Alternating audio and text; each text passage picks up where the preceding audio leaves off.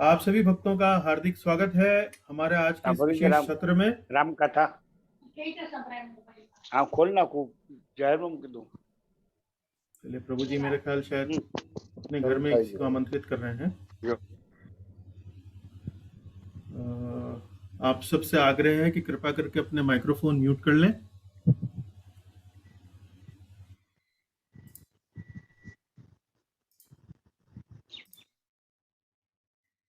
जी, एक बार फिर आप सभी भक्तों का हमारे आज के इस विशेष सत्र में हार्दिक स्वागत है। आज का ये विशेष सत्र श्रीमद् वाल्मीकि रामायण पर आधारित है और इस विशेष सत्र के पीछे प्रेरणा है क्योंकि कल दिनांक 30 अप्रैल 2023 कल रामनवमी का विशेष अवसर है। भगवान श्री रामचंद्र जी के आविर्भाव उत्सव का दिन है। तो चूंकि हमारा सत्संग बुधवार को होता है तो हमने आप सब भक्तों के आग्रह पर आज की जो कथा है श्रीमद् वाल्मीकि रामायण से भगवान श्री रामचंद्र जी के ऊपर आधारित रखी है। एक बार फिर आप सभी भक्तों का स्वागत।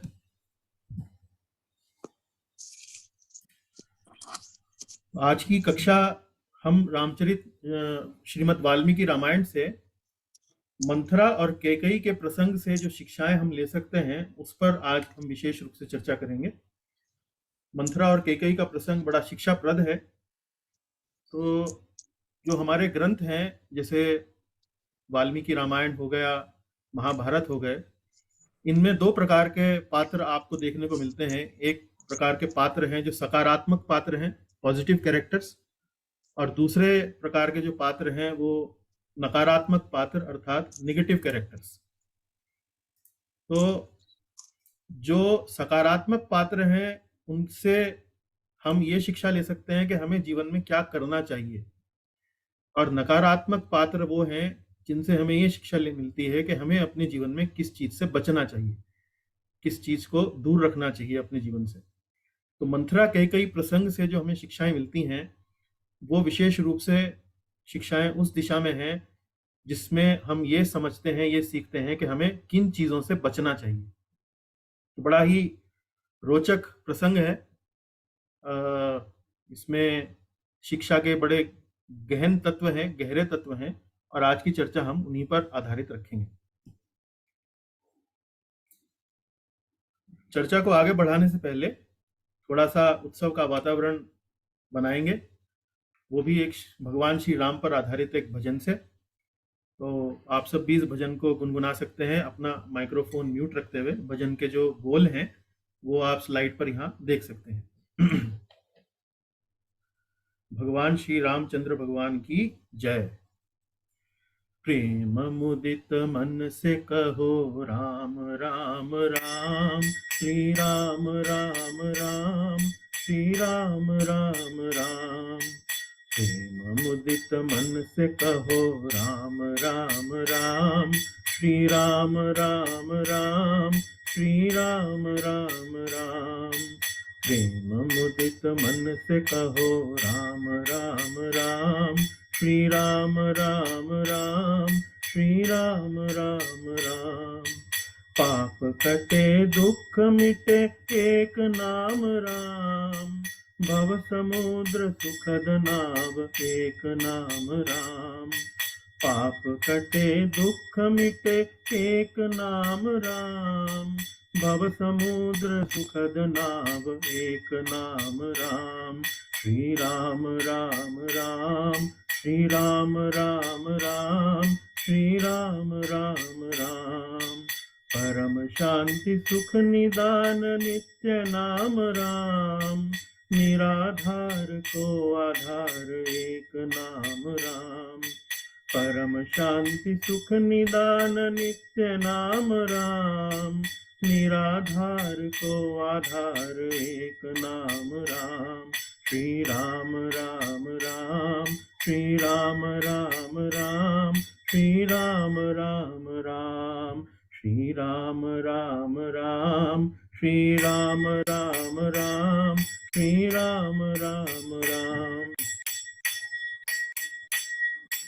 परम गुप्त परम इष्ट मंत्र राम नाम, संत हृदय सदा वसति एक नाम राम।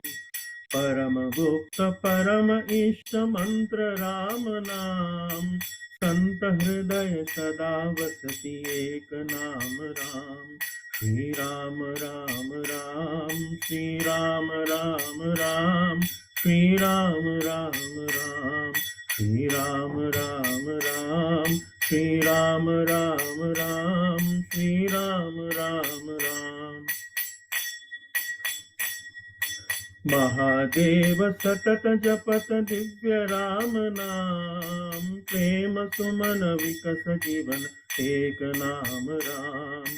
महादेव सतत जपत दिव्य राम नाम, प्रेम सुमन विकस जीवन एक नाम राम। श्री राम राम राम, श्री राम राम राम, श्री राम राम राम, श्री राम राम राम, श्री राम राम राम, श्री राम राम राम। माता पिता बंधु सखा सब ही राम नाम, भगत जनन जीवन ध्यान एक नाम राम।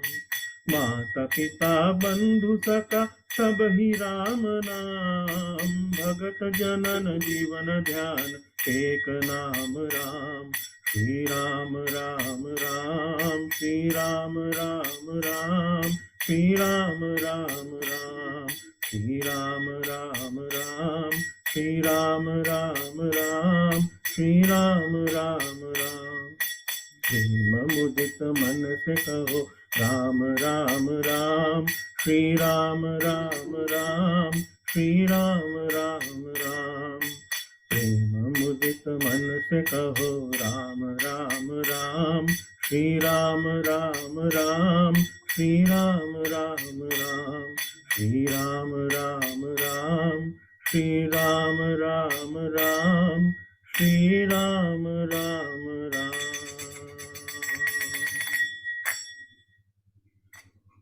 मर्यादा पुरुषोत्तम भगवान श्री रामचंद्र भगवान की जय।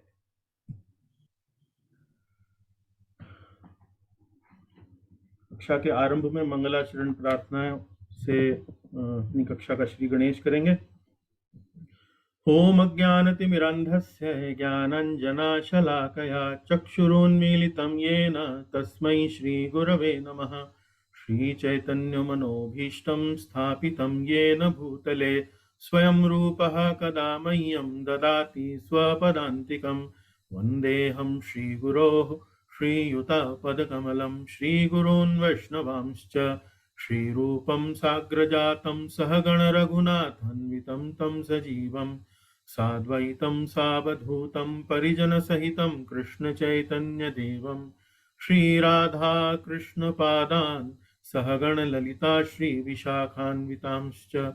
हे कृष्ण करुणा सिन्धो दीनबन्धो जगत्पते गोपेश गोपिकाकान्त राधाकान्त नमोऽस्तुते। तप्त कांचन गौरांगी राधे वृंदावनेश्वरी वृषभानुसुते देवी प्रणमामि हरिप्रिये। वाञ्छाकल्पतरुभ्यश्च कृपा सिन्धुभ्य एव च पतितानां पावनेभ्यो वैष्णवेभ्यो नमो नमः। जय श्री कृष्ण चैतन्य प्रभु नित्यानंद श्री अद्वैत गदाधर श्रीवासादि गौर भक्तवृंद। हरे कृष्ण कृष्ण कृष्ण हरे हरे, हरे राम राम राम हरे हरे। श्री श्री हरिनाम संकीर्तन की जय। श्रील प्रभुपाद की जय। भगवान श्री रामचंद्र की जय। तो आज की कक्षा, जैसा कि मैंने आपको कहा, एक विशेष सत्र है। श्री रामनवमी महामहोत्सव का कल पावन दिवस है और उस श्री रामनवमी पावन महोत्सव के दिवस की पूर्व संध्या पर हम आज की अपनी कक्षा कर रहे हैं। तो वास्तव में भगवान श्री राम के लिए, उनके समर्पण के भाव के लिए आज की ये जो कक्षा है वो हम आयोजित कर रहे हैं। और आज की कक्षा, जैसा कि मैंने आरंभ में बताया, कैकेयी और मंथरा का जो प्रसंग है, जो वाल्मीकि रामायण रामचरितमानस में जो हमें पढ़ने को मिलता है, उसमें जो मूलतः जो शिक्षा के गहन तत्व जो छुपे हुए हैं, जो ऊपरी ऊपरी पाठ से हम लोग कई बार भूल जाते हैं, कई बार उन पर ध्यान नहीं दे पाते हैं। तो आज की कक्षा में उसी प्रसंग पर हम अपना चिंतन करेंगे, मनन करेंगे और उससे अपने आध्यात्मिक जीवन को और सशक्त बनाने का प्रयास करेंगे। तो मंथरा और कैकेयी का जो प्रसंग आता है, वो वाल्मीकि रामायण का जो दूसरा कांड है, जिसका नाम है अयोध्या कांड, उसमें ये प्रसंग 7वें, 8वें और 9वें अध्याय के अंतर्गत हमें पढ़ने को मिलता है विशेष रूप से। और भगवान श्री इस प्रसंग के कारण, विशेष रूप से मंथरा और कैकेयी के प्रसंग के कारण, भगवान श्री रामचंद्र का वनवास जो है वो उसकी नींव पड़ती है, उसका बीज इसी प्रसंग से पड़ता है। और श्री रामचंद्र का जो वन गमन है वो एक अत्यंत ही हृदय विदारक घटना है, एक प्रसंग है जो रामचरितमानस में, वाल्मीकि रामायण में आता है। और इस प्रसंग को हम 3 दृष्टिकोणों से देख सकते हैं। 3 दृष्टिकोण क्या क्या है? पहला दृष्टिकोण है भक्ति का दृष्टिकोण। भक्ति के दृष्टिकोण में जब हम इस प्रसंग को देखते हैं तो एक विप्रलंब भाव की अनुभूति हमें होती है। विप्रलंब भाव से क्या तात्पर्य है? विप्रलंब भाव से तात्पर्य है विरह के अंदर, जब हम अपने जिस व्यक्ति से हम प्रेम करते हैं, जिस व्यक्ति को हम बड़ा पसंद करते हैं, जब वो व्यक्ति हमारे से विरह के कारण दूर चला जाता है, तो उस विरह के कारण जो उस प्रेम में जो एक तीव्रता उत्पन्न होती है, उसको कहते हैं विप्रलंब भाव।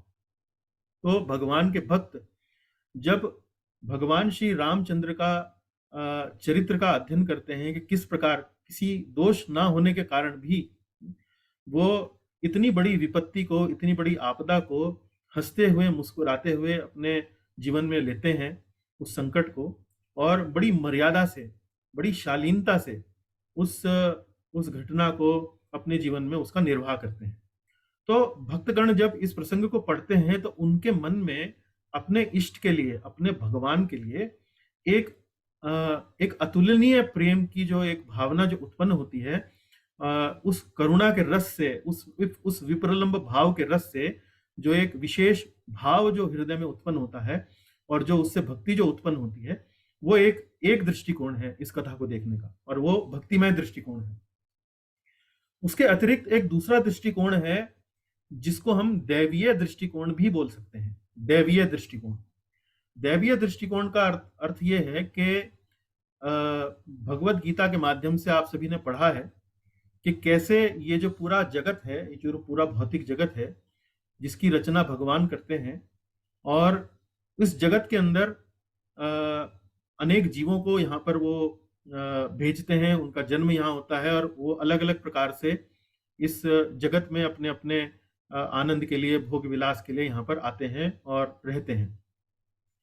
तो भगवान श्री रामचंद्र के समय इस दैवीय परंपरा में या इस दैवीय व्यवस्था में एक विघ्न जो था वो उत्पन्न हो रहा था, और वो विघ्न था एक असुर जिसका नाम रावण था। वो देवताओं पर बड़ा अत्याचार कर रहा था। तो चूंकि वो देवताओं पर बड़ा अत्याचार कर रहा था, और देवतागण कौन है? देवतागण हैं जो इस जगत का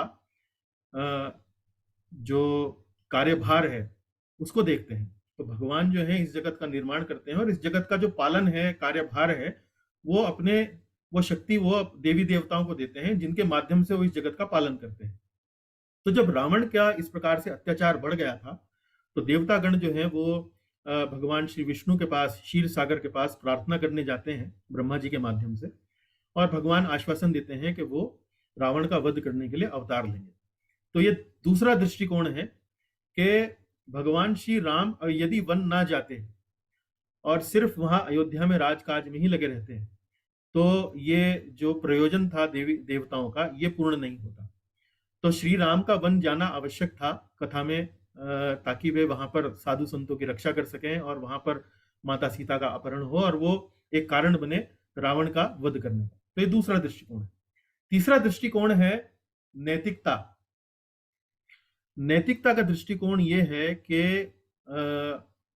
मंथरा और कैकेयी की जो कथा है, इसमें हम ये देखते हैं कि मंथरा किस प्रकार माता कैकेयी के, महारानी कैकेयी के कान जो है वो भरती है, और उस कान को भरने के लिए वो जिस प्रकार का दुष्प्रचार का वो सहारा लेती है, उस दुष्प्रचार से हम लोग भी वर्तमान जीवन में भी अछूते नहीं हैं। आए दिन टीवी पर, इंटरनेट पर इत्यादि इत्यादि, या अपने व्यक्तिगत जीवन में हमें इस दुष्प्रचार का सामना कई बार करना पड़ सकता है। आमतौर पर समाज में देखा गया है कि मान लीजिए कोई पति और पत्नी का व्यवहार चल रहा है, संबंध है, तो बीच में जो इधर उधर के जो रिश्तेदार हैं, जो संबंधी हैं, वो पति और पत्नी के बीच में मतभेद उत्पन्न कर देते हैं दुष्प्रचार के कारण, जिसे कहते हैं आग लगाना, भड़काना। दूसरा, कई बार देखते हैं कि व्यापार में इस प्रकार का दुष्प्रचार, कई बार एक पार्टनर दूसरे पार्टनर के प्रति, किसी बाजार में कोई मान लीजिए दलाल है, कोई और व्यक्ति है, वो एक पार्टनर को भड़का देता है दूसरे पार्टनर के प्रति, दूसरे पार्टनर को भड़का देता है पहले पार्टनर के प्रति। तो इस प्रकार से इस दुष्प्रचार के कारण संबंधों में एक व्यवधान, एक कटुता जो है वो उत्पन्न होने लगती है। इसी तरह से ऑफिस में भी आप देखते होंगे, कार्यालयों में भी देखते होंगे कि मान लीजिए आपके कोई बॉस हैं, आपके कोई वरिष्ठ हैं, तो कोई व्यक्ति जो है, कोई आपका मित्र होने का स्वांग भरते हुए आता है और आपके वरिष्ठ के साथ व्यवहार जो है, संबंध जो है, उसमें बाधा उत्पन्न कर देता है। तो इस तरह से भगवान श्री राम का जो वनगमन है, उसको देखने के 3 दृष्टिकोण हैं। पहला भक्तिमय दृष्टिकोण, दूसरा दैवीय दृष्टिकोण, और तीसरा है नीतिगत दृष्टिकोण। तो आज की ये जो कथा है, विशेष रूप से हम इसमें आध्यात्मिक दृष्टिकोण को भी इसमें सम्मिलित करेंगे कि कैसे इस प्रकार का जो दुष्प्रचार है वास्तव में हमारी भक्ति लता को भी बाधित कर सकता है। तो उस बारे में चर्चा हम कक्षा के अंत में करेंगे, लेकिन पहले इन सब बातों पर चर्चा करने से पहले, शिक्षा के तत्वों से चर्चा करने से पहले, हम श्रीमद् वाल्मीकि रामायण में जो कथा का जो वर्णन किया गया है, उसका रस का थोड़ा सा आनंद लेना चाहेंगे, सीधा सीधा वाल्मीकि रामायण में प्रवेश करके। तो अब देखिए, यहाँ पर कथा जो है वो आरंभ होती है, कैकेयी मंथरा का प्रसंग जो आरंभ होता है, उससे पहले जो थोड़ा सा घटनाक्रम है वो इस प्रकार है कि महाराज दशरथ, अयोध्या के राजा महाराज दशरथ, अपने ज्येष्ठ पुत्र भगवान श्री रामचंद्र के राज्य अभिषेक का निर्णय ले लेते हैं। तो वो निर्णय किस लिए लिया गया? वो निर्णय महाराज दशरथ लेते हैं क्योंकि उनको अपनी वृद्धावस्था का अब आभास होने लगता है। वृद्धावस्था के आभास से उनके मन में एक प्रकार का भय उत्पन्न होने लगता है कि वो कभी भी अपना शरीर त्याग सकते हैं, वो सदैव जो है वो जीवित नहीं रहेंगे, और उन्हें तुरंत ही कोई ना कोई व्यवस्था करनी चाहिए कि अयोध्या का राजकाज जो है एक उपयुक्त व्यक्ति के हाथ में पहुंचे। और इस संबंध में जब उनके मन में इस प्रकार की भावना आती है, तो वे अपने मंत्रिमंडल के लोगों को और प्रजा के जो प्रमुख लोग हैं उनको मंत्रणा के लिए बुलाते हैं अपने दरबार में, और उनसे भगवान श्री राम के राज्याभिषेक का प्रस्ताव उनके सामने रखते हैं, और सर्वसम्मति से, सबकी सहमति से यह निर्णय किया जाता है। तो देखिए, यहाँ पर एक चीज हमें ये समझनी चाहिए कि पूर्व काल में भी जो राजा होते थे, वो इस प्रकार के जो महत्वपूर्ण निर्णय होते थे वो एकदम अपने आप स्वयं नहीं लेते थे। उसमें मंत्रिमंडल के मंत्रियों की सलाह, प्रजा के जो प्रमुख वरिष्ठ जो नागरिक हैं उनकी सलाह भी उसके अंदर निहित होती थी। तो ऐसा कहना वर्तमान समय में कई बार लोग बाग आलोचना करते हैं कि ये जो राजकाज का जो ये व्यवस्था थी, उसमें राजा जो था वो अपने आप ही एक प्रकार से निर्णय लिया करते थे। तो यहाँ रामायण से, वाल्मीकि रामायण से आप देख सकते हैं कि ये निर्णय किस प्रकार लिया गया। जिस दिन ये निर्णय हुआ, उससे अगले दिन ही सत्ता का हस्तांतरण करने का जो प्रक्रिया थी उसको आरंभ करना था। तो जैसे मान लीजिए आज निर्णय हुआ कि ठीक है, आप सब इसके लिए सहमत हैं, तो अगले दिन से पूरी की पूरी प्रक्रिया थी कि भाई इस प्रकार से राज्याभिषेक होगा, और अगले दिन ही ये हस्तांतरण होना, शुभ आरंभ होना तय हो गया। तो जैसे ही ये निर्णय हुआ, निर्णय होते ही वास्तव में पूरे के पूरे नगर में, पूरी अयोध्या नगरी में चारों ओर उत्सव का वातावरण था। चारों ओर बड़ी प्रसन्नता थी, सब लोग बड़ा प्रसन्न थे ये जानकर के भगवान श्री राम, जिनसे प्रजा जो थी बहुत प्रेम करती थी, उनको महाराज दशरथ ने राजा बनाने का निर्णय ले लिया। तो अब यहाँ हम अयोध्या का जो एक सामान्य जो वातावरण है, इस समय बहुत आनंद वाला वातावरण है, उत्सव का जो वातावरण है, उससे थोड़ा सा निकलकर अब हम एक वातावरण में ऐसे में चलेंगे जो महारानी कैकेयी का जो महल है उसकी छत पर क्या हो रहा है वो हम थोड़ा सा जानने का प्रयास करेंगे। अब यहाँ जो ये आप स्लाइड देख रहे हैं, इसमें श्रीमद् वाल्मीकि रामायण का दूसरा कांड जो है, जिसे अयोध्या कांड कहते हैं, उसका 7वां अध्याय, उसका पहला श्लोक, सबसे पहला श्लोक आरंभ होता है मंथरा के परिचय से। मंथरा का थोड़ा परिचय दिया जाता है और मंथरा इस समय क्या कर रही है, 7वें अध्याय के पहले श्लोक में उसका क्या गतिविधि हो रही है, क्या चल रहा है, उसके बारे में हमको जानकारी मिलती है। तो इन श्लोकों को जब हम पढ़ते हैं तो कई बार वाल्मीकि रामायण पढ़ते पढ़ते हम इन श्लोकों में जो कई गूढ़ बातें हैं उनको कई बार हम उन्हें नजरअंदाज कर देते हैं, उनको ऊपरी तौर पर पढ़ बैठते हैं। लेकिन यदि हम रामायण के ऊपर जो अलग अलग प्रकार की जो टीकाएं लिखी गई हैं, जो अलग अलग प्रकार के जो आचार्यों ने जो हमें अपने भाष्य जो प्रदान किए हैं, उन भाष्यों के माध्यम से आचार्यों की जो विवेक बुद्धि है, जो उनकी दूरदृष्टि है, उनके माध्यम से हम इन्हीं शब्दों को गहराई से यदि और पढ़ना शुरू करें तो हमें कई और अर्थ भी इनमें निकलकर देखने को मिलते हैं। तो ऐसे ही देखिए, एक सामान्य से लगने वाला श्लोक, उसमें कितनी और भीतर छुपी हुई बातें आपको पढ़ने को मिलेंगी, उसका एक उदाहरण आपके सामने देखते हैं। तो श्लोक इस प्रकार है, ज्ञाति दासी यतो जाता केकय्या तु सहोषिता प्रासादं चंद्र संकाशम आरुरोहो यद्रच्छया। प्रासादं चंद्र संकाशम आरुरोहो यद्रच्छया। यह देखिए, ज्ञाति दासी यतो जाता। ज्ञाति दासी, ज्ञाति दासी का अर्थ होता है कि ये जो मंथरा थी वो एक दासी थी और ये महारानी कैकेयी के जो बंधु बांधव थे उनकी दासी थी।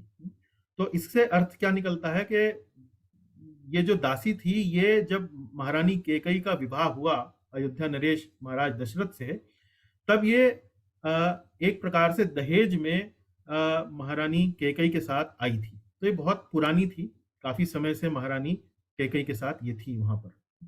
यतो जाता, यतो जाता जो शब्द है, ये इसका अनुवाद है वो व्यक्ति जिसका कहीं जन्म हुआ था। तो यहां देखिए कि इस श्लोक में हमें इस बात की कोई जानकारी नहीं दी जा रही है कि वास्तव में ये मंथरा कौन थी, कौन तो इनके माता पिता थे, कहाँ इसका जन्म हुआ था, कुछ इसके बारे में मालूम नहीं है। यतो जाता, तो यहाँ आचार्यों ने जो इसकी टीका करी है इस शब्द को लेकर, यतो जाता को लेकर, वो इसकी टीका इस प्रकार से करते हैं कि मंथरा वास्तव में विशेष रूप से देवी देवताओं द्वारा भेजी गई थी और मंथरा की जो वाणी थी वो देवी देवताओं की जो शक्ति थी उससे आविष्ट थी, उससे एक प्रकार से लैस थी। मंथरा की जो वाणी थी उसमें देवी देवताओं द्वारा सशक्त थी। और ऐसा क्यों? क्योंकि देवी देवताओं का प्रयोजन, ये जो पूरा रामलीला का जो विवरण है, जो ये प्रसंग है, ये विशेष रूप से भगवान राम का जो अवतार हुआ है वो रावण के वध के लिए हुआ है।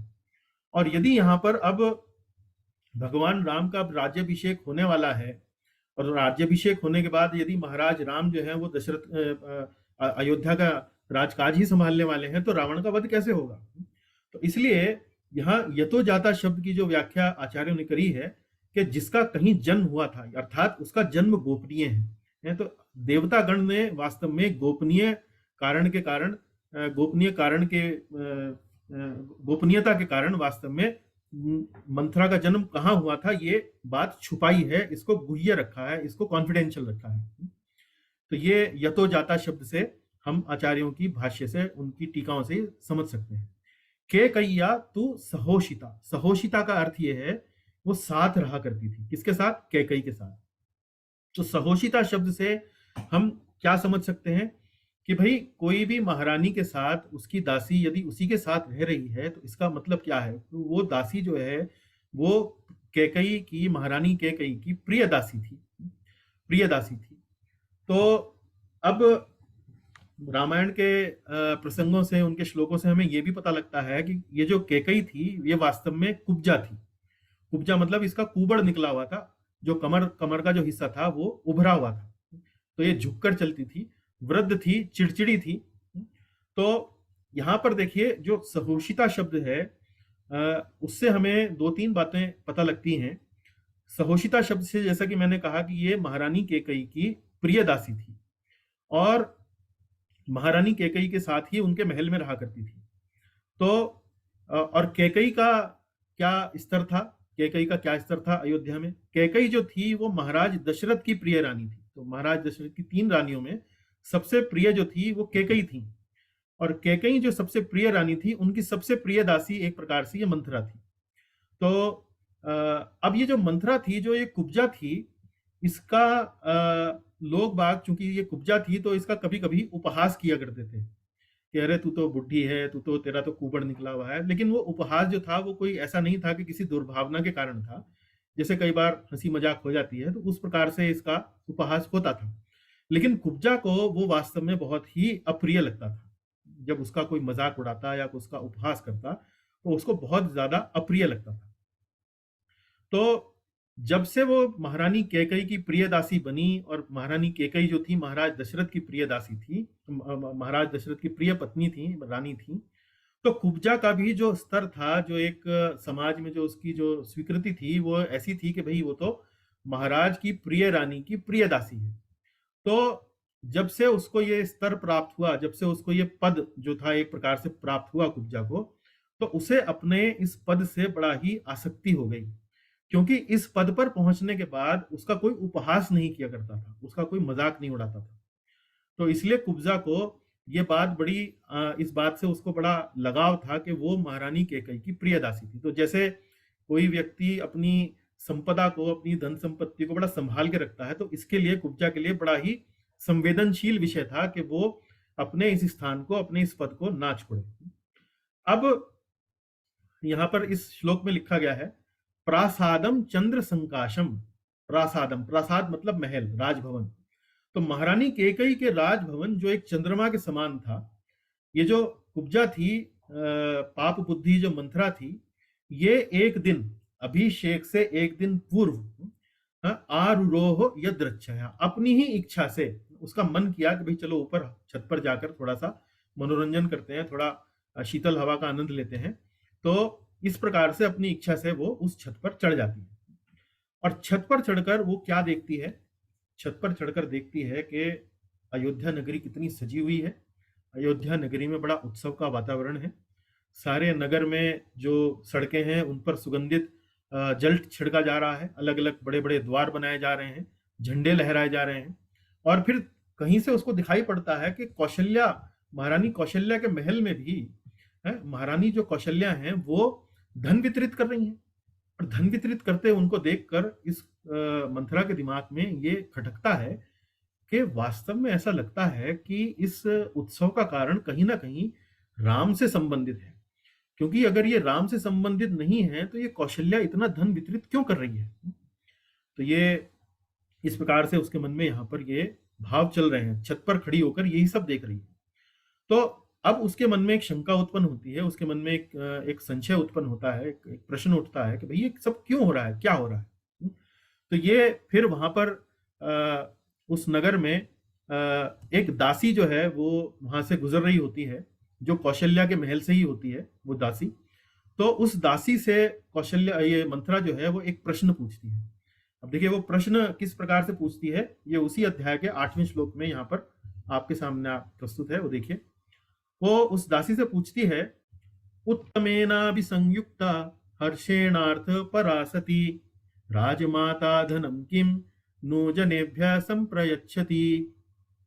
मंथरा पूछती है, उत्तमेना भी संयुक्ता, उत्तमेना अभिसंयुक्ता। उत्तमेना अभिसंयुक्ता का अर्थ हुआ कि किसी अभिष्ट को साधने के लिए, किसी अभिष्ट को साधने के लिए हर्षेणा, हर्षेणा मतलब बड़े हर्ष के साथ, अर्थपरा सती, ये जो धन का वितरण कर रही हैं अत्यंत हर्ष के साथ किसी अभिष्ट को साधने के लिए। तो अभिष्ट को साधने का अर्थ ये है कि जब वैदिक परंपरा में लोग बाग धन का वितरण किया करते थे तो अभिष्ट साधना का अर्थ ये होता है कि वो ये समझते थे कि जब वो इस जन्म में धन देंगे, दान देंगे, दक्षिणा देंगे, तो उससे उन्हें अगले जन्म में इस प्रकार की परिस्थिति का सामना करना पड़ेगा जिसमें उन्हें किसी धन का अभाव नहीं होगा। तो उत्तमेना अभि संयुक्ता हर्षेण अर्थ परासति, किसके बारे में कह रही हैं? राम माता धनम किम नु जनेभ्य संप्रयच्छति। अब यहाँ मंथरा जो है कौशल्या जी का नाम सीधा सीधा नहीं ले रही है, वो कह रही है राम की माता। राम की माता क्यों? क्योंकि माता कौशल्या से, महारानी कौशल्या से मंथरा जो थी वो बड़ा चिढ़ती थी, उसे पसंद नहीं थी। माता कौशल्या उन्हें पसंद नहीं थी। और चूंकि कैकेयी जो थी वो महाराज दशरथ की प्रिय रानी थी, तो अक्सर जो राज्य में जो धन का जो वितरण हुआ करता था वो कैकेयी के हाथों से ही अक्सर हुआ करता था। तो महाराज दशरथ जो थे वो अधिकतर जो थे वो कैकेयी को ही धन वितरण करने दिया करते थे। कौशल्या जो थी वो एक प्रकार से तिरस्कृत रानियों में से थी महाराज दशरथ की, क्योंकि कैकेयी जो थी सबसे छोटी रानी थी, सबसे सुंदर भी थी, तो इसलिए महाराज दशरथ के हृदय के सबसे निकट भी थी। और कौशल्या जो थी वो महाराज दशरथ की इतनी प्रिय रानियों में से नहीं थी। तब जब मंथरा ने देखा कि ये कौशल्या जी जो हैं वो धन का वितरण कर रही हैं, तो उन्होंने उन्हीं के महल की एक दासी से ये प्रश्न किया, राम माता धनम किम नु जनेभ्य संप्रयच्छति, राम की माता जो है वो धन क्यों बांट रही है? तो कौशल्या के मन में यहाँ पर इस प्रश्न से ये पता लगता है कि कौशल्या के मन में एक असुरक्षा की भावना उत्पन्न हो गई जब उसने देखा कि कौशल्या जो है वो धन बांट रही है। और उसने ये सोचना शुरू कर दिया कि यदि राम के साथ, राम जो है वो अगर, जैसा कि वो दासी जो है उनको बताती है कि वास्तव में जो धन का वितरण कर रही हैं वो इसलिए कर रही हैं क्योंकि राम जो है वो अब राजा बनने वाले हैं। तो राजा बनने वाले हैं, यही सब बातें सुनकर मंथरा का जो दिमाग जो था वो ठनक जाता है। राम राजा बनेंगे, राम राजा बनेंगे तो कौशल्या राजमाता बनेंगी, कौशल्या राजमाता बनेंगी तो सबसे ज्यादा आकर्षण का केंद्र जो राज्य में होंगी वो कौशल्या होंगी। इसका मतलब ये है कि कैकेयी जो दशरथ महाराज की प्रिय रानियों में से एक हैं वो अपना स्थान खो देंगी, और जब वो अपना प्रिय रानी का स्थान खो देंगी तो मैं भी उनकी यदि प्रिय दासी हुई भी तो भी मैं भी वो स्थान जो एक स्थान कैकेयी को मिला हुआ है, मेरा स्थान भी जो प्रिय दासी का है वो भी खो जाएगा। जब कैकेयी एक साधारण राज परिवार की सदस्य हो जाएंगी तो मैं भी एक साधारण दासी हो जाऊंगी, फिर लोग मेरा उपहास उठाया करेंगे, फिर लोग मेरा मजाक उड़ाया करेंगे। तो ये बात सुनते ही, ये बात सोचते ही मंथरा के मन में एक असुरक्षा की भावना उत्पन्न हो जाती है, और ये अब तुरंत समझ जाती है कि भाई ये सब क्या चल रहा है और मुझे ये सब होने से इसको रोकना है, मुझे ये सब होने नहीं देना है। तो अब ऐसा जब वो दिमाग में उसके आती है तो तुरंत वो छत से उतरकर भीतर महल में जाती है और कैकेयी को भड़काना शुरू करती है। तो अब हम देखते हैं कि वो कैकेयी को कैसे भड़काती है। थोड़ा सा उसका उदाहरण लेंगे, हालांकि ये संवाद जो है बहुत लंबा है, कई बातें उसके अंदर मंथरा बोलती है, लेकिन मुख्य मुख्य जो श्लोक हैं उनको थोड़ा सा देखेंगे। तो कैकेयी के पास पहुंचती है मंथरा, कहती है, उत्तिष्ठ मूढ़े किम शेषे भयम त्वामाभिवर्तते उपप्लुतमघौघनम किमात्मानं न बुध्यसे उपप्लुतम घौघेन किमात्मानं न बुध्यसे। उत्तिष्ठ मूढ़े किम शेषे, उत्तिष्ठ मूढ़े उठ, हे मूर्ख, हे मूढ़ उठ, किम शेषे यहाँ क्या पड़ी हुई सो रही है, किम शेषे भयम त्वाम अभिवर्तते, तुझ पर बड़ा भारी भय आ रहा है, त्वाम अभिवर्तते। उपप्लुतम, उपप्लुतम का मतलब है तुझ पर अब बाढ़ आने वाली है, मतलब एक बहुत बड़ा संकट आने वाला है। उपप्लुतम अघौघेन, विपत्तियों का बड़ा पहाड़ तेरे ऊपर टूटने वाला है, किमात्मानं न बुध्यसे, फिर भी तुझे अपनी दुरावस्था का बोध नहीं होता है। तो कितनी बड़ी मूर्ख है, कितनी बड़ी एकदम से मूढ़ है कि इतना बड़ा पहाड़ तेरे ऊपर टूटने वाला है और तुझे कुछ भी समझ में नहीं आ रहा है। फिर यहाँ पर मंथरा जो है वो कैकेयी को विस्तार से बताती है कि देख, राम का राज्याभिषेक होने वाला है। और जब कैकेयी इस बात को सुनती है कि श्री राम का राज्याभिषेक होने वाला है, तुरंत महारानी कैकेयी जो है बड़ा प्रसन्नता व्यक्त करती हैं। महारानी कैकेयी मंथरा को एक हार इनाम में देती हैं कि जा, तूने बड़ी सुंदर बात कही, सुंदर वचन कहे हैं, ये तो तूने बहुत ही सुंदर समाचार मुझे सुनाया है। मंथरा लेकिन वो हार फेंक देती है। जब उसे हार मिलता है कि ये हार मुझे दे रही हैं, तो अपना थोड़ा सा नाटक करने के लिए, थोड़ा जिसे कहते हैं ना सीन क्रिएट करने के लिए वो ड्रामा करती है, नाटक करती है, और वो हार हार फेंक देती है, पटक के मारती है, मोती जो उसके अंदर हार के अंदर चूर चूर हो जाते हैं, फर्श पर निशान पड़ जाते हैं। मंथरा जो है जोर जोर से बोलने लगती है, चीखने चिल्लाने लगती है। इस प्रकार से वो थोड़ा सा नाटक करती है।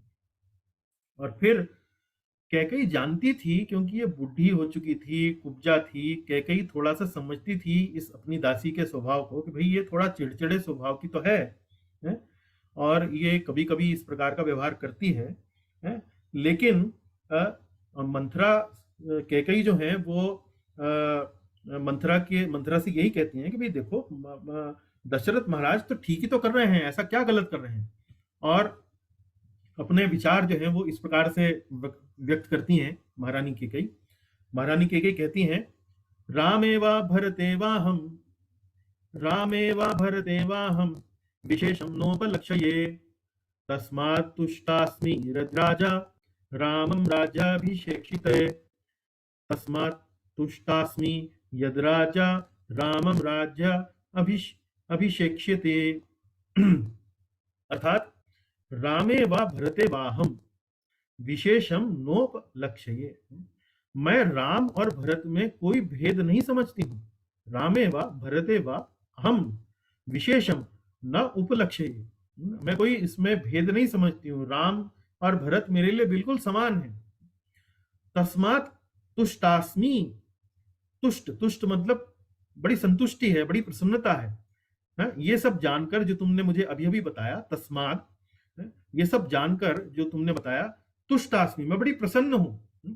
यद राजा, यद राजा मतलब राजा ने ये जो राम का राज्य अभिषेक करने का जो निर्णय लिया है, और ये समाचार जो तुमने मुझे सुनाया है मंथरे, मैं इस बात से बहुत प्रसन्न हूं। तुमको इसमें क्या ऐसी समस्या नजर आ रही है? मेरे लिए राम में और भरत में कोई भेद नहीं है। और इस प्रकार महारानी कैकेयी जो है वो यहाँ तक कि महाराज राम की, भगवान श्री राम की प्रशंसा भी करती हैं। प्रशंसा करने में भी वो कई यहाँ पर श्लोक जो है वाल्मीकि रामायण में आपको देखने को मिलते हैं। तो क्या कहती हैं महारानी कैकेयी? धर्मज्ञो गुरुभिर्दान्तः कृतज्ञ सत्यवाक्शुचिः, रामो राज्ञः सुतो ज्येष्ठो यौवराज्यम अतोर्हति। रामो राज्ञः सुतो ज्येष्ठो यौवराज्यम अतोर्हति। अर्थात धर्मज्ञो गुरु अभिर्दान्तः, धर्मज्ञो गुरु अभिर्दान्तः, अर्थात श्री राम धर्म के ज्ञाता है। गुरु अभिर्दान्तः, गुरुओं द्वारा प्रशिक्षित हैं, अपने वरिष्ठों द्वारा प्रशिक्षित हैं। कृतज्ञ, कृतज्ञ हैं। कृतज्ञ मतलब यदि आप महाराज राम के लिए कुछ अच्छा करें तो वो उसका प्रतीक, मतलब उसको उसी प्रकार से उसका कृतज्ञता मानते हैं। ऐसा नहीं है कि वो किसी का, यदि कोई किसी से कोई उनके लिए अच्छा करता है तो भूल जाते हैं, उसका कृतज्ञता वो धारण करते हैं। सत्य वाक शुचि, सत्यवादी हैं। वाक शुचि मतलब अपने वचनों पर टिके रहने वाले हैं। वाक शुचि, शुचि मतलब पवित्रता। सत्यवाक, सत्यवादी हैं और शुचि हैं, पवित्र हैं, हृदय के पवित्र हैं। रामो राज्ञः सुतो ज्येष्ठो, राज्ञः मतलब राजा के, भगवान राम जो है, श्री राम जो है वो महाराज दशरथ के ज्येष्ठ पुत्र हैं और युवराज होने के योग्य वही हैं।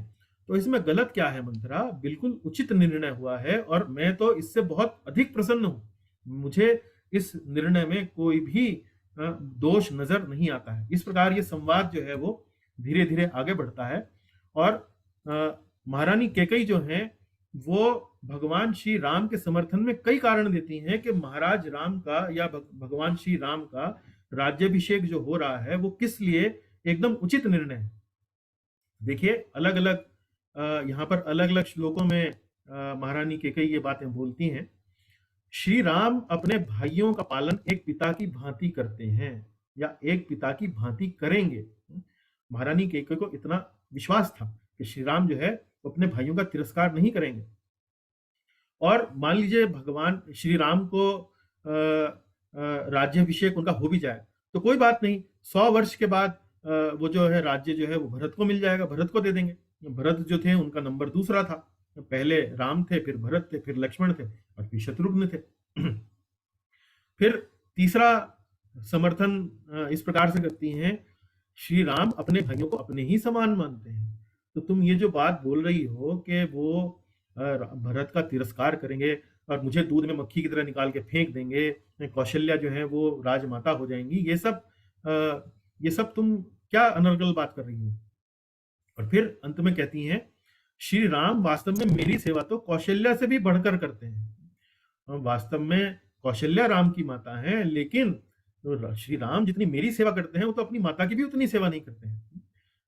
तो ये सब कारण जो है वो केकई भगवान श्री राम के समर्थन में देती हैं। मंथरा जब उनके सामने इस प्रकार की उनके कान भरने आती है, उन्हें भड़काने आती है, तो इतने कारण वो देती हैं। उसके बाद मंथरा जो है लेकिन बिल्कुल अपने जो प्रयोजन था उसका उसमें अडिग होती है, बिल्कुल नहीं मानती है, बिल्कुल हिलने के लिए तैयार नहीं है। अब वो जो भी महारानी केकई उसको कारण दे रही हैं उसका प्रतिकार करती हैं, उसके विरोध में वो कारण देती हैं। जैसे कहते हैं कि उनके तर्कों को एक प्रकार से उनका खंडन करती हैं। तो क्या क्या खंडन करती हैं, किस प्रकार खंडन करती हैं, देखिए। पहला बिंदु देखिए, राज्य भरत को नहीं राम के पुत्र को मिलेगा। केकई तुम क्या बिल्कुल ही नादान हो, तुम तो एक बालिका के समान बात कर रही हो। तुम क्या सोच रही हो कि जब राज्य राम को मिल जाएगा और 100 वर्ष बीत जाएंगे और राम जो है वो राज्य अपना किसी और को हस्तांतरित करेंगे तो राज्य तुमको क्या लगता है भरत को देंगे?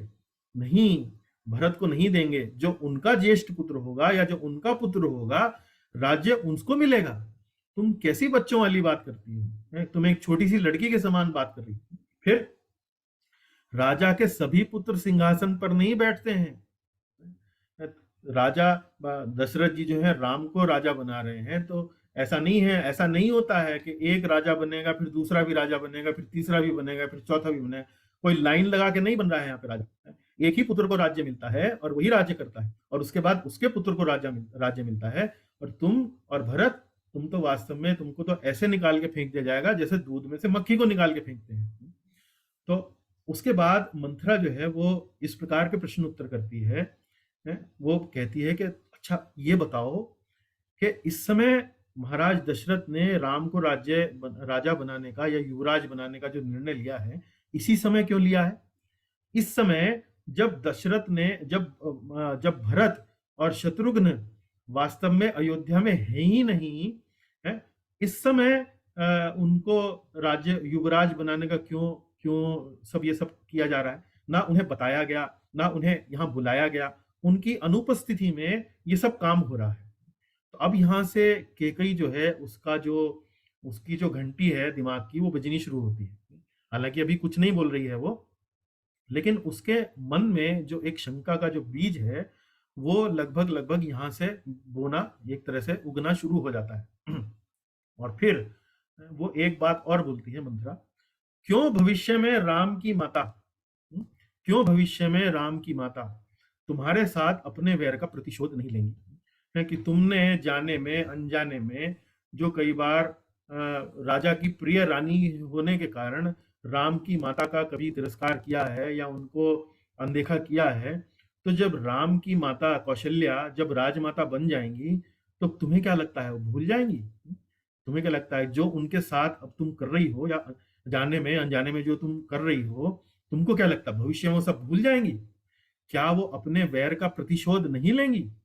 इस प्रकार से ये जो मंथरा, ये जो पाप बुद्धि जो एक महिला थी, इस प्रकार से महारानी केकई का जो है वो उनको भड़काती है, उनको उभारती है।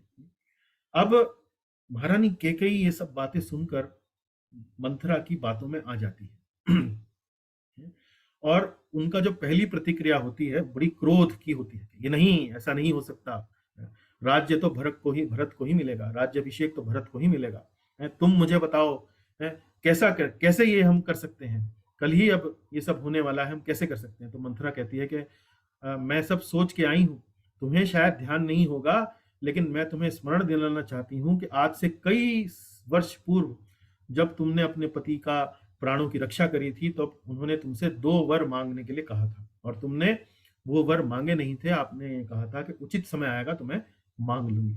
अब वो समय आ गया है महारानी कैकेयी, तुमको इन 2 वरों में से पहला वर ये होना चाहिए कि तुम भरत के लिए राज तिलक मांगो और श्री राम के लिए वनवास। और ये मैं तुम्हें पहले बता रही हूं, राज तिलक के लिए हो सकता है, संभावना है कि महाराज दशरथ जो है उनका हृदय जो है वो कोमल हो, भरत के राज्याभिषेक के लिए फिर भी वो तैयार हो जाए, लेकिन राम को वनवास भेजने के लिए बिल्कुल भी शायद वो तैयार नहीं होंगे। लेकिन तुम झुकना नहीं, तुम अड़ी रहना, क्योंकि राम जो है वो जनता के बहुत प्रिय हैं, जनता में उनका बड़ा प्रभाव है, उन्होंने अपने जादू से, अपने प्रपंच से जो है जनता को अपने मुट्ठी में कर रखा है। तुम उस चक्कर में मत आना। और जब तक राम को हम बाहर नहीं निकालेंगे, जब तक राम को वन में नहीं भेजेंगे, तब तक जनता को भरत जो है वो अपने पक्ष में नहीं कर पाएंगे। तो तुम टिकी रहना और ये बात बिल्कुल भी मत मानना कि राम को वनवास नहीं भेजना है, राम के वनवास तो भेजना ही है। तो इस प्रकार से ये कैकेयी को भड़काने लगती है। अब घटनाक्रम में क्या आगे प्रगति होती है, दशरथ महाराज जब ये निर्णय ले चुके होते हैं, क्योंकि दशरथ, ये सब एक दिन पूर्व की घटना है, राजमहल में ये सब चल रहा है, कैकेयी, महारानी कैकेयी के महल में ये सब चल रहा है और महाराज दशरथ ने राजमहल में अब ये निर्णय लिया है प्रजाजनों के साथ और मंत्रियों के साथ, और अब वो इस कथा को, इस समाचार को, शुभ समाचार को बताने के लिए कैकेयी के महल में सबसे पहले वहां पर जाने के लिए आगे बढ़ते हैं। तो जब वो कैकेयी को ये समाचार देने के लिए महल में जाते हैं तो कैकेयी जो है सबसे पहले दशरथ जी को उन 2 वरों का स्मरण कराती है कि आपको याद है ना, आपने वो 2 वर देने का मुझे प्रॉमिस किया था, आपने वचन दिया था। तो राजा जो कहते हैं हाँ दिया था, और तुम जो मांगना चाहती हो तुम मांग सकती हो। राजा को किंचित भी आभास नहीं था कि क्या मांगने वाली। तो राजा जो थे वो वचन के पक्के थे, तो उन्होंने कोई भी इस प्रकार का उनको वो नहीं दिखाया कि भाई नहीं, मैं वचन देने के लिए तैयार नहीं हूं या मुझे ध्यान नहीं है। मुझे ध्यान है और मैं देने के लिए भी तैयार हूं। लेकिन जैसे ही वो 2 वर सुनते हैं कि भरत का राज तिलक और राम का वनवास, तो उनको बहुत बड़ा झटका लगता है, जैसे वज्रपात उनके ऊपर हुआ, उनके ऊपर कहीं आकाश से बड़ी शक्तिशाली कोई बिजली जो है उनके हृदय पर गिर गई हो, और इतना सुन के ही, इतनी इस बात की कल्पना करते ही मूर्छित हो जाते हैं। और जब उनको मूर्छा उनकी जब टूटती है तो उनको जब ये आभास होने लगता है कि वास्तव में कोई बुरा स्वप्न नहीं देख रहा हूं मैं, ये वास्तव में मेरे साथ हो रहा है, ये वास्तव में मेरे सामने ये जो घटना है ये मेरे सामने आ पड़ी है, मैं समझ नहीं पा रहा हूं कि इससे मैं क्या, कैसे इस दुष्ट महिला को मैं समझाऊं, कैसे इस जिद्दी महिला को मैं समझाऊं, समझ नहीं पाते। लेकिन वो मानती नहीं है, कैकेयी मानती नहीं है और अपनी बात पर टिकी रहती है। तो अब आप देखिए कि ये पूरा प्रसंग जो है जिसकी चर्चा मैंने अभी आपसे करी, इतना सब होने के बाद वास्तव में कैकेयी इस सब को करने से वो क्या खोती है अपने जीवन में। इतना उसने अपना हृदय जो था वो इतना पत्थर दिल बना लिया, इतना पाषाण जैसा उसने अपना हृदय बना लिया, जिसके ऊपर ना तो पति का कोई असर, जिस पति से वो इतना प्रेम करती थी, ना श्री राम का इतना कोई उसके ऊपर कोई प्रभाव। जो श्री राम जब वनवास की आज्ञा जिनको दी गई तो उन्होंने मुख पर उनके शिकन भी नहीं आई, उनके मुख पर कोई, उनके माथे पर जरा सा बल भी नहीं पड़ा। उन्होंने कहा कि यदि ऐसी बात है तो ठीक है, मैं वन चला जाता हूँ, वन भी तो राज्य का ये एक भाग है। यदि आप चाहते हैं कि मैं वन का राजा बनूं तो मुझे वो भी उचित है।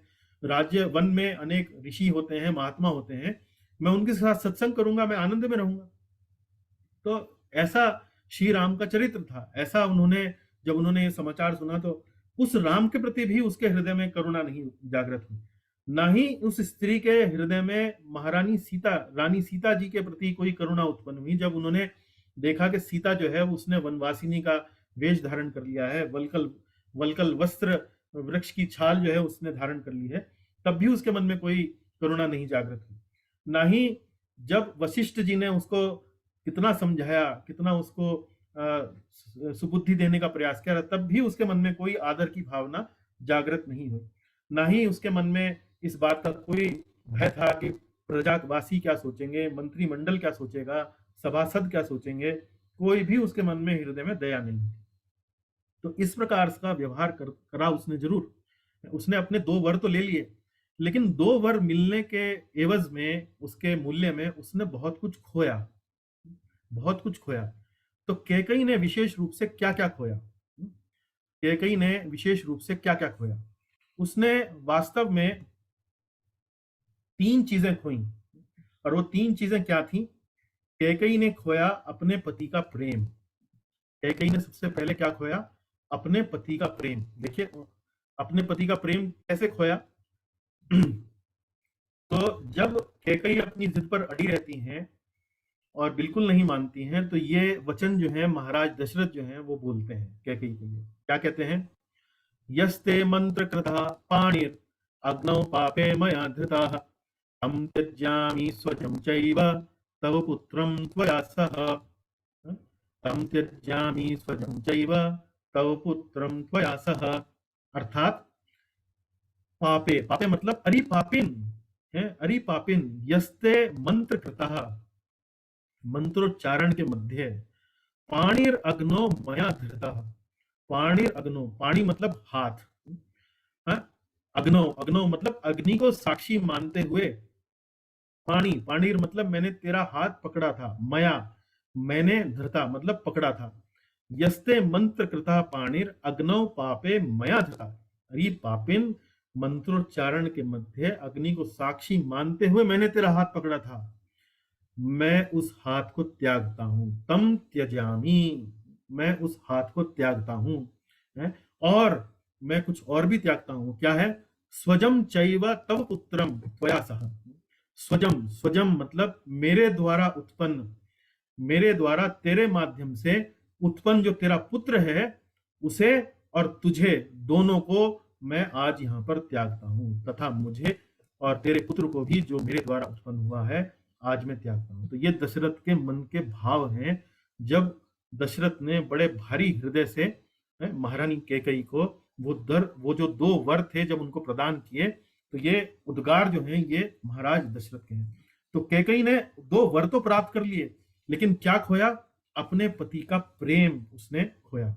न सिर्फ अपने पति का प्रेम उसने खोया, बल्कि उसने अपने पति को भी खो दिया, अपने पति को भी खो दिया। और महाराज दशरथ जब उन्होंने अपने प्राण त्यागे, तो उनके हृदय में कैकेयी को लेकर क्या भावना थी, क्या उनके मन के अंदर कैकेयी को लेकर भाव थे, वो इस श्लोक से आप देख सकते हैं। महाराज दशरथ बोलते हैं, जब उनके प्राण निकलने वाले होते हैं, तो अंतिम 2-3 श्लोक जो वाल्मीकि रामायण में दिए गए हैं, उनमें से एक श्लोक ये भी है, हा कौसल्ये नशिष्यामि, हा सुमित्रे तपस्विनी, हा नृशंसे ममाय मित्रे कैकेयी कुलपांसनी। हा कौसल्य, हे कौशल्या, हा सुमित्रे तपस्विनी, हे तपस्विनी सुमित्रे, नशिष्यामि, नशिष्यामि मतलब मेरा अब नष्ट निकट है, मेरी मृत्यु निकट है, मैं इस लोक से जा रहा हूं। हा कौसल्ये, हा सुमित्रे तपस्विनी, नशिष्यामि, हा नृशंसे ममा मित्रे कैकेयी कुलपांसिनी है। कैकेयी कुलपांसिनी, कुलपांसिनी मतलब हे कुल घातनी कैकेयी, कुल का नाश करने वाली हे कैकेयी है। मम अमित्रे, मम अमित्रे, अमित्रे मतलब तू मेरी शत्रु है। नृशंसे, नृशंस, नृशंस मतलब बिल्कुल जिसे कहते हैं ना, बिल्कुल जिसे कहते हैं कठोर हृदय से, जब मान लीजिए कोई व्यक्ति किसी के साथ व्यवहार करता है, क्रूरतापूर्ण व्यवहार करता है, उसे कहते हैं नृशंस। हा क्रूर, मेरी शत्रु, कुल घातनी कैकेयी है।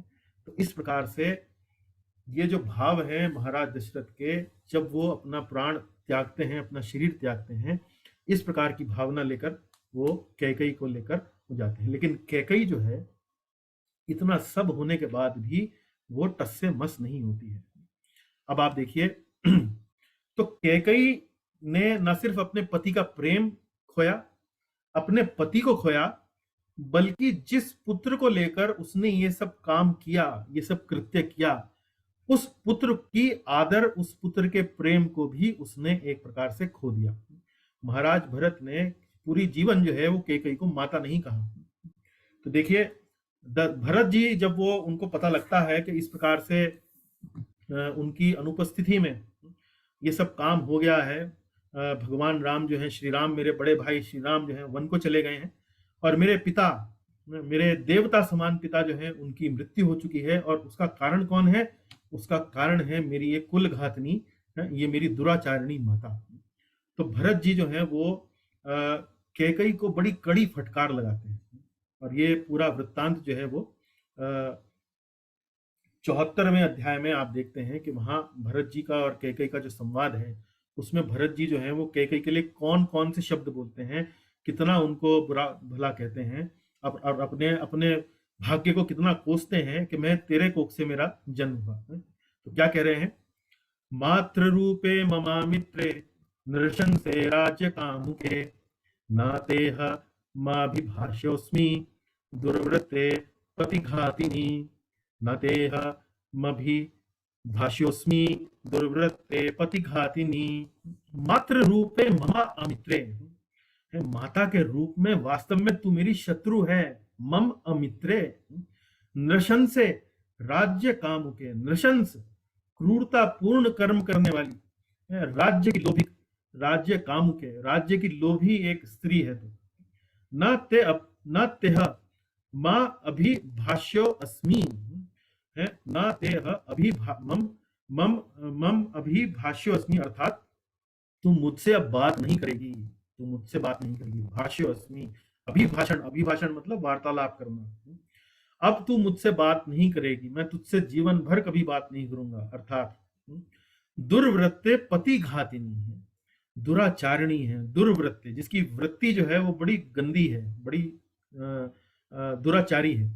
दुराचारिणी, पति घातिनी, पति का, अपने पति को तू खा गई। देखिए बड़ा एक किसी स्त्री के लिए ये बड़े ही कठोर शब्द हैं, पति घातिनी है। अब ऐसा पति जब अपनी स्त्री के लिए इस प्रकार के वचन कहकर जब वो अपने शरीर को त्यागता है, तो वास्तव में किसी भी धर्मपरायण स्त्री के लिए बहुत ही जीवन भर का एक बोझ का कारण वो बन सकते हैं ऐसे शब्द। तो इतने कठोर शब्द जो हैं कैकेयी के लिए भरत महाराज कहते हैं। तो देखिए कैकेयी जो थी वो अपने पति का प्रेम खोकर भी नहीं पलटी, अपने पति को खोकर भी वो नहीं पलटी। राम को देखकर, सीता को देखकर, वशिष्ठ की बात सुनकर किसी भी कारण से वो नहीं पलटी, वो बिल्कुल ही जिसे कहते हैं अडिग बनी रही। और उसके पीछे कारण क्या था? उसके पीछे कारण था वास्तव में कैकेयी मूलतः जो थी वो हृदय से बुरी नहीं थी। जैसा कि आपने आरंभिक कुछ श्लोकों में देखा कि भगवान श्री राम के प्रति उसके मन में इस प्रकार की भावनाएं थी। तो फिर प्रश्न ये उठता है कि उसने वास्तव में ऐसा क्यों किया? ऐसा उसने वास्तव में इसलिए किया क्योंकि मंथरा के भड़काने से वह यह मान बैठी कि उसका पुत्र जो है वो संकट में है, उसका पुत्र जो है वो संकट में है। तो उसने वास्तव में अपने मन में ये धारणा करी कि ये सब काम वो जो कर रही है वास्तव में अपने पुत्र के भले के लिए करी है। तो इसलिए उसने अपने मन में वास्तव में अपने पुत्र भरत की एक काल्पनिक छवि बना रखी थी कि जब मैं अपने पुत्र को, अपने बेटे को जब मैं ये सब बातें बताऊंगी कि मैंने तेरे लिए किया है, तो वास्तव में बड़ा खुश होगा, बड़ा प्रसन्न होगा कि वास्तव में माता तुमने मेरी रक्षा करी। लेकिन भरत वास्तव में ऐसे नहीं थे। भरत ने जैसे ही वो सब बातें सुनी, कैकेयी के मुख से वो सब बातें सुनी जो मंथरा ने उसको भड़का रखी थी, तो वो कैकेयी की बातों में नहीं आए। उन्हें पूर्ण विश्वास था अपने पिता के ऊपर, उन्हें पूर्ण विश्वास था अपने बड़े भाई श्री राम को लेकर, और वो बड़ी कड़ी फटकार जो है वो कैकेयी के लिए वो लगाते हैं। तो कैकेयी ने एक तरह से अपने मन में जो अपने पुत्र की जो छवि बना रखी थी कि वो उसकी बातों का समर्थन करेगा, वो वास्तव में मात्र कैकेयी की एक कल्पना थी। और वो सिर्फ इसलिए हो पाया क्योंकि कैकेयी जो थी वो मंथरा की भड़काव में, मंथरा की बातों में वो आ गई थी। तो जब स्वयं उनके पुत्र ने, महारानी कैकेयी के पुत्र ने, जब स्वयं भरत ने उनका प्रतिकार किया, उनको कड़ी फटकार लगाई, तब कहीं जाकर कैकेयी की आंख खुली। क्योंकि जिसके लिए वो सब कर रही थी, जब वही उसका प्रेम पाने के लिए, उसका आदर पाने के लिए, उसका सम्मान पाने के लिए जब वो जो जिस कार्य को उसने करा था, जब उसी व्यक्ति ने उसके प्रेम को, उसके मातृत्व को, उसके आनंद को जब उसने तिरस्कृत कर दिया, कठोर से कठोर शब्दों में उसको तिरस्कृत कर दिया, तब कहीं जाकर उसकी आंख खुली, उसको समझ में आया कि वो क्या कर बैठी है, वो क्या पाप कर बैठी है, तब जाकर उसको कहीं समझ में आया। लेकिन तब तक बहुत देर हो चुकी थी। महाराज दशरथ जो थे वो इस जगत को छोड़कर जा चुके थे, श्री राम जो थे वो वन गमन कर चुके थे।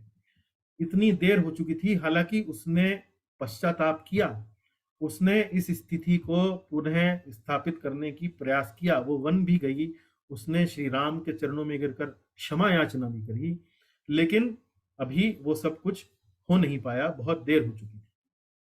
तो अब हम ये देखेंगे कि वास्तव में कैकेयी की कौन सी वो दो भूलें थीं जिसके कारण वास्तव में ये सब हो पाया। तो क्या मैं अब कक्षा में उपस्थित जो भक्तगण हैं, क्या हम थोड़ा सा अब 2-3 मिनट विचार कर सकते हैं कि वास्तव में कैकेयी की दो भूलें कौन सी थीं? आप में से कुछ भक्तगण क्या कुछ इस बारे में प्रकाश डालना चाहेंगे? कौन सी दो भूलें थीं? हरे कृष्णा। हाँ प्रभु जी बताइए। मेरे को परमिशन दिया आपने? हाँ बताइए बताइए। दंडवत गुरु जी। दंडवत जी। वो क्योंकि उन्होंने जो महाराजा दशरथ को युद्ध में हेल्प करी थी, तब उन्होंने 2 वचन देने का प्रण किया था महाराजा दशरथ ने कैकेयी माता को। वो अपनी दासी के कहने में आकर वो ये भूल कर बैठी और दासी की बातों को उन्होंने सच ले लिया। ठीक है, दासी की बातों को सत्य मान लिया, है ना? ठीक है जी। चलिए एक कारण आपसे लिया, अन्य कारण और भक्तों से भी लेते हैं ताकि सबका भागीदारी हो। जी गुरु जी। जी गुरु जी। और कोई बताना चाहेंगे, और कोई भक्तगण बताना चाहेंगे कि क्या और भूलें हुई? प्रभु जी ने बड़ा अच्छा उत्तर दिया कि उन्होंने दासी की जो बात थी, मंथरा की जो बात थी, उन्हें सत्य मान लिया। चलिए और कोई कारण? सर दूसरा कारण यह है कि उन्हें अपनी फ्रीडम पे शक होने लगा, या मतलब वो चाहती हुई रानी थी, तो उसके ऊपर उन्होंने उनको अपने ऊपर कॉन्फिडेंट नहीं था कि मैं सब अपना नाम, ईगो सब गुम कर दूंगी अगर वो राम जी। तो उन्हें वास्तव में अपना डर लगा था। हाँ, जो प्रतिष्ठा, जो पद जो उन्हें प्राप्त था, उसको लेकर उनको एक प्रकार से असुरक्षा की भावना उनके मन में उत्पन्न हो गई। चलिए दूसरा कारण और बताइए। अब और कोई भक्त जो है और कोई कारण बताना चाहेंगे? और क्या भूल हुई? क्या ऐसा कर सकती थी जिससे ये सब ना होता? वो सर जय श्री राम। जय श्री राम प्रभु जी बताइए। हाँ, कैकेयी ने ना अपने दासी के ऊपर ज्यादा विश्वास किया। हाँ वो तो करतार प्रभु जी बता चुके हैं, वो भी आप बता रहे हैं, बहुत सुंदर। और कोई कारण? इसमें वैसे तो उनकी ही बहुत, सरस्वती माँ उनके पास उनके दीवान पे बैठ गई थी, जवान पे। और भगवान की ही ऐसी प्रेरणा थी राम जी की, जो ये सब कार्य हुआ। हाँ वो दैवीय कारण है, वो हम कक्षा के आरंभ में चर्चा कर चुके हैं, लेकिन हम यहाँ पर उन कारणों के बारे में नहीं, हम सामान्य दृष्टिकोण से, इस जगत के दृष्टिकोण से नीतिगत जो कारण है, नैतिक जो कारण है, वो ऐसे समय में क्या कर सकती थी जिससे कि ये भूल ना होती। उन्होंने वो कुछ ऐसा कर सकती थी जिससे ये काम ना होता। तो ऐसा ठीक है, आपने कारण बताए हैं, अच्छे कारण हैं। वो करतार जी भी वही बात बोल रहे हैं, और प्रीति माता जी ने। हाँ और बताइए। अपना स्वार्थ का भाव भूल कर उन्हें क्या बोले, स्वार्थ का भाव भूलकर उन्हें अनसुना करके ये सब दे देना चाहिए था। जी जी चलिए ठीक है, चलिए अच्छा विचार मंथन हुआ। अब हम देखते हैं कि विश्वास नहीं था। हाँ बताइए माता जी बताइए। उनको दशरथ जी के डिसीजन पे विश्वास नहीं था। हाँ दशरथ जी के निर्णय पर विश्वास नहीं था, तो वो ऐसा क्या कर सकती थी जिससे कि ये भूल ना होती? अगर कोई नहीं बता पाए आपके हिसाब से, तो मैं आपकी सेवा में। बताइए प्रभु बताइए। पुत्र मोह में आकर उन्होंने सब कुछ किया। चलिए ठीक है, अच्छा विचार मंथन हुआ। मैं अब थोड़ा सा, चूंकि समय कम है, तो मैंने जो कारण लिखे हैं वो मैं आपके साथ बताता हूँ। एक कारण तो आप लोगों ने बताया, वो मैंने भी लिखा है। मंथरा पर आंख बंद कर कर विश्वास किया, अपनी दासी पर, मंथरा पर उन्होंने, महारानी कैकेयी ने आंख बंद करके विश्वास किया। लेकिन दूसरा एक कारण जो वो वास्तव में जो भूल जो उन्होंने करी, जिससे ये सब टल सकता था, वो ये था, उन्होंने मंत्रा की बातों की पुष्टि नहीं की।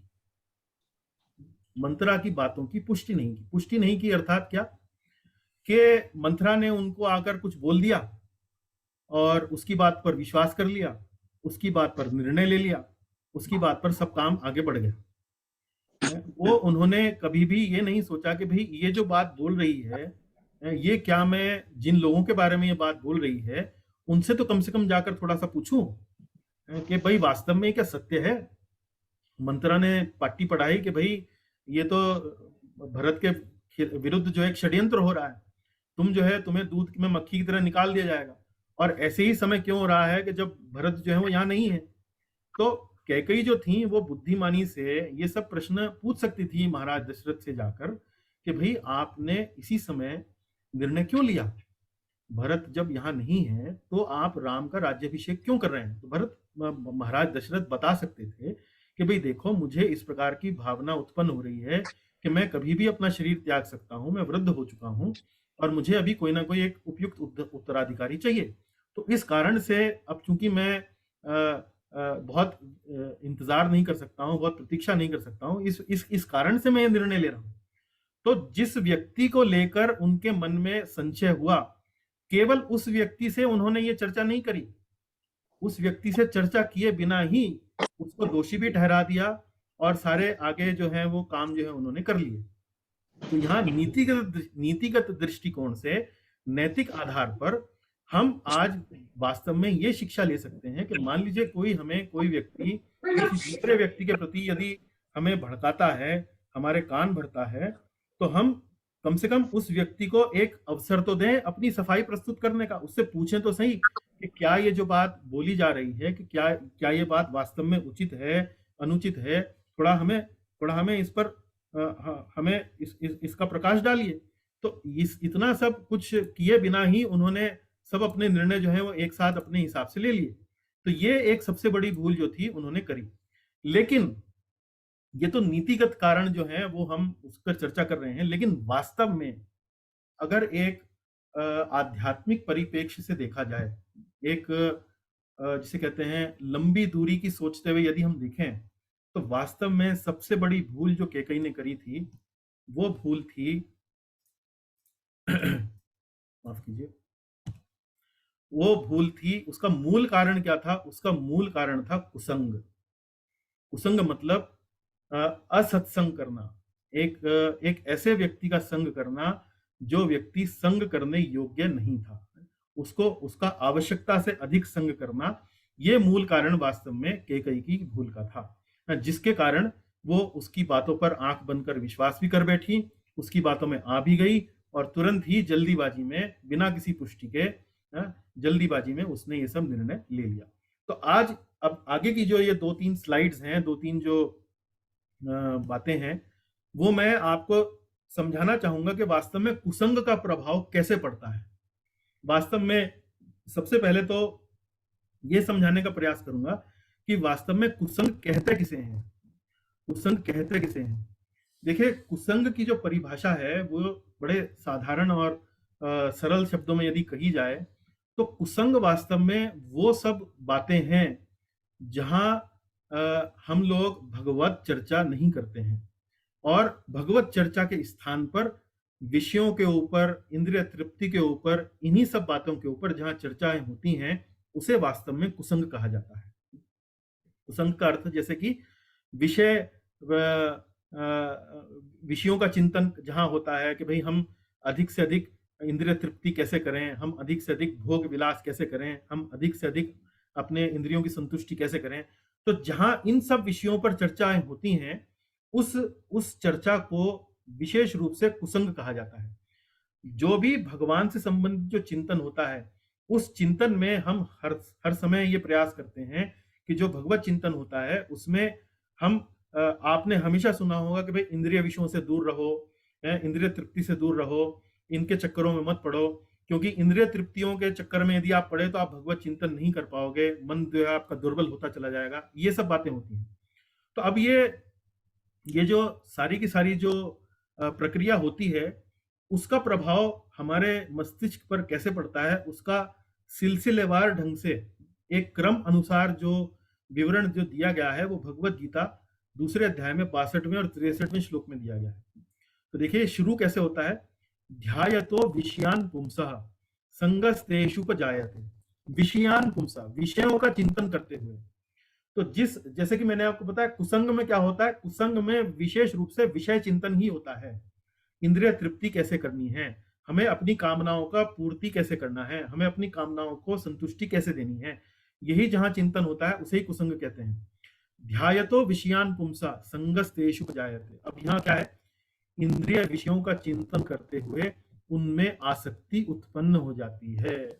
अब देखिए मंथरा क्या कर रही थी, तेरा पुत्र राजा नहीं बनेगा, तेरा पुत्र राजा नहीं बनेगा, तू जो है वो दूध में मक्खी की तरह निकाल के फेंक दी जाएगी, तेरे साथ ऐसा होगा। अब ये जो इंद्रियों का जो विषय यहाँ पर क्या है, यहाँ पर है भरत के लिए राजा और तू राजमाता बनेगी।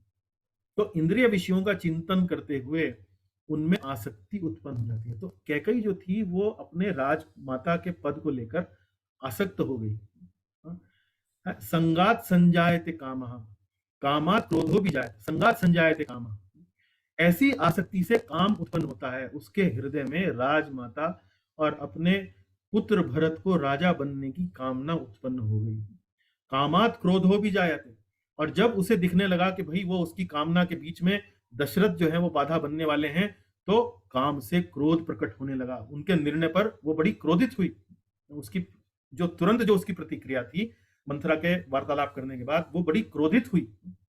और फिर क्रोध में क्या होता है, क्रोधात भवति सम्मोह, क्रोधात भवति सम्मोह। क्रोध में आदमी मोह में उत्पन्न हो जाता है, उसके भीतर मोह उत्पन्न हो जाता है। मोह किसके प्रति, जिस वस्तु के प्रति उसकी आकांक्षा होती है, कामना होती है, उसके प्रति उसके अंदर मोह उत्पन्न हो जाता है कि ये तो मैं ही लूंगा, ये तो मुझे ही मिलनी चाहिए। क्रोधात भवति सम्मोहा, क्रोध से मोह उत्पन्न होता है, और वो मोह इतना तीव्र हो जाता है कि सम्मोहात स्मृति विभ्रम, मोह से स्मरण शक्ति का विभ्रम होता है। स्मरण शक्ति मतलब विवेक बुद्धि का नाश। अब ये जो विवेक बुद्धि का नाश होता है, ये विवेक बुद्धि क्या करती है, ये विवेक बुद्धि व्यक्ति को ये समझाती है कि भाई ये जो बुढ़ी औरत है, ये जो एक चिड़चिड़ी औरत है, ये जो महिला है, ये जो तुमसे इतनी बातें बोल रही है, कम से कम जाकर जिस व्यक्ति के बारे में बात बोल रही है उससे तो कम से कम बात कर लो। वशिष्ठ से वो बात कर सकती थी, उनके राज्य में सुमंत्र नाम के बड़े धैर्यशील एक मंत्री हुआ करते थे, उनसे बात कर सकती थी। स्वयं महाराज दशरथ से वो बात कर सकती थी। इतनी सब वो चर्चा कर सकती थी। उनसे चर्चा किए बिना, उनका पक्ष जाने बिना, चूंकि वो मोहित हो चुकी थी, चूंकि उसके मन में आसक्ति से काम उत्पन्न हो चुका था, तो उसकी जो विवेक बुद्धि थी वो नष्ट हो चुकी थी। और फिर स्मृति भ्रंशात बुद्धि नाशो, बुद्धि नाशात प्रणश्यति। तो इस स्मरण शक्ति से जो ये उसको ध्यान दिलाया कि वास्तव में उसको किसी से चर्चा करनी है, उसकी विवेक बुद्धि नष्ट हो जाती है। और विवेक बुद्धि नष्ट होते ही मनुष्य जो है भवकूप में गिर जाता है, उसका पतन हो जाता है। फिर वो निर्णय जो लेता है वो क्रोध के आवेश में आकर उल्टे सीधे निर्णय लेना शुरू कर देता है। तो ये होता है कुसंग का प्रभाव। इसकी जो ये सब जो हुआ, ये जड़ जो थी वास्तव में थी कुसंग। और वो कुसंग किसका कर रही थी, वो कुसंग कर रही थी एक अभक्त का। अभक्त कौन, मंथरा। मंथरा जो भगवान श्री राम के बारे में अनर्गल बकवास कर रही थी, वो जो भगवान के भक्त दशरथ जी के बारे में अनर्गल बकवास कर रही थी, कौशल्या के बारे में उल्टी सीधी हाँक रही थी, ऐसा व्यक्ति जो है वो निश्चित रूप से अभक्त है। जो भगवान की अवहेलना करे, भगवान के बारे में उल्टी सीधी बातें करे, भगवान के भक्तों के बारे में उल्टी सीधी बातें करें, वो व्यक्ति वास्तव में अभक्त है। तो ऐसे भक्त का, ऐसे अभक्त का संग करना हमारी आध्यात्मिक जीवन के लिए वास्तव में बड़ा ही एक तरीके से प्रलयकारी हो सकता है, प्रलयकारी हो सकता है। अब आप कहेंगे कि प्रभु जी आप कहना चाह रहे हैं कि हमें भक्तों का ही संग हमेशा करना चाहिए। निश्चित रूप से मैं यही कहना चाह रहा हूं कि हमें जितना अधिक से अधिक प्रयास हो, वो भगवान के भक्तों का ही संग हमें सदैव करना चाहिए। तो आप कहेंगे कि हम तो अपने जीवन में बहुत से ऐसे लोगों के संपर्क में आते हैं जो भक्त नहीं हैं, लेकिन हमें अपने व्यापार के कारण, अपने आम जो हमारा जो व्यवहार है, ऐसे बहुत सारे लोगों के संपर्क में हमें आना पड़ता है। तो अगर हम उन लोगों के संपर्क में नहीं आएंगे तो जीवन का कार्य कैसे चलेगा? समाज में, जीवन में हर कोई व्यक्ति तो भक्त नहीं होता है, बहुत सारे लोग अलग अलग धारणाओं के होते हैं। तो हम क्या करें? तो ये आपके लिए जानना जरूरी है कि वास्तव में कुसंग कुसंग कब होता है? आप मान लीजिए किसी व्यक्ति से वार्तालाप कर रहे हैं जो अभक्त है, तो क्या आप कुसंग कर रहे हैं? क्या आप कुसंग कर रहे हैं? तो देखिए, उस विज्ञान को थोड़ा समझने के लिए हम थोड़ा सा यहाँ पर आश्रय लेंगे उपदेशामृत, जो शिला भक्ति जो रूप गोस्वामी वैष्णवाचार्य, वरिष्ठ वैष्णवाचार्य रूप गोस्वामी द्वारा जो लिखा गया एक ग्रंथ है, बड़ा महत्वपूर्ण ग्रंथ है। हम अपनी कक्षाओं में इस ग्रंथ का भी अध्ययन करेंगे आने वाले समय में। उस ग्रंथ में रूप गोस्वामी हमें बताते हैं कि वास्तव में अच्छा संग किसे कहते हैं, अच्छा संग किसे कहते हैं, और अच्छे संग की परिभाषा को समझने से ही हम कुसंग की परिभाषा को भी समझ सकते हैं। तो रूप गोस्वामी क्या कहते हैं? ददाति प्रतिगृह्णाति गुह्यमाख्याति पृच्छति भुंगते भोज्यते चैव षड्विधम प्रीति लक्षणम। तो रूप गोस्वामी यहाँ पर प्रीति के लक्षण बता रहे हैं। प्रीति लक्षणम, षड्विधम प्रीति लक्षणम, कि जो दो भक्त होते हैं, भक्तों के बीच में वास्तव में आपस में प्रीति के लक्षण क्या होते हैं? आपस में जब दो भक्त, उनके बीच में जो संबंध होता है वो प्रीति का संबंध होता है, प्रेम का संबंध होता है। उसके लक्षण क्या हैं, उनको कैसे समझें? तो क्या कहते हैं? ददाति प्रतिगृह्णाति, दान में उपहार देना। एक भक्त दूसरे भक्त को उपहार देता है, भेंट देता है। दान स्वरूप उपहार स्वीकार करना। उसी प्रकार से जब दूसरा भक्त पहले भक्त को उपहार देता है, कुछ रिटर्न में कुछ उसको देता है, तो उसे स्वीकार भी करना। तो मतलब गिफ्ट को देना, उपहार देना और उपहार स्वीकार करना। दूसरा, गुह्यमाख्याति पृच्छति। गुह्यमाख्याति पृच्छति मतलब विश्वास में आकर अपने मन की बातें प्रकट करना। तो हम अपने मन की जो भीतर की जो बातें हैं, अपने हृदय की जो बातें हैं, वो हर किसी से नहीं बताते हैं। जो हमारा निकट होता है, जो हमारा प्रिय होता है, उसी को ही हम बताते हैं। और इसी प्रकार से अपने मन की बातें प्रकट करना और गोपनीय ढंग से पूछना। गोपनीय ढंग से पूछना मतलब कोई आपका वरिष्ठ है, उससे आप कोई उसके मन की बात अगर यदि आप पूछना चाहते हैं तो गोपनीय ढंग से पूछना। ये नहीं कि आपने उनसे अपनी बात पूछी और सारे में जाकर गा दी। गोपनीय ढंग से पूछना। भुंगते भोज्यते चैव, प्रसाद ग्रहण करना तथा प्रसाद अर्पित करना। तो षड्विधम प्रीति लक्षणम, भक्तों में आपस में प्रेम पूर्ण व्यवहार की ये 6 लक्षण होते हैं।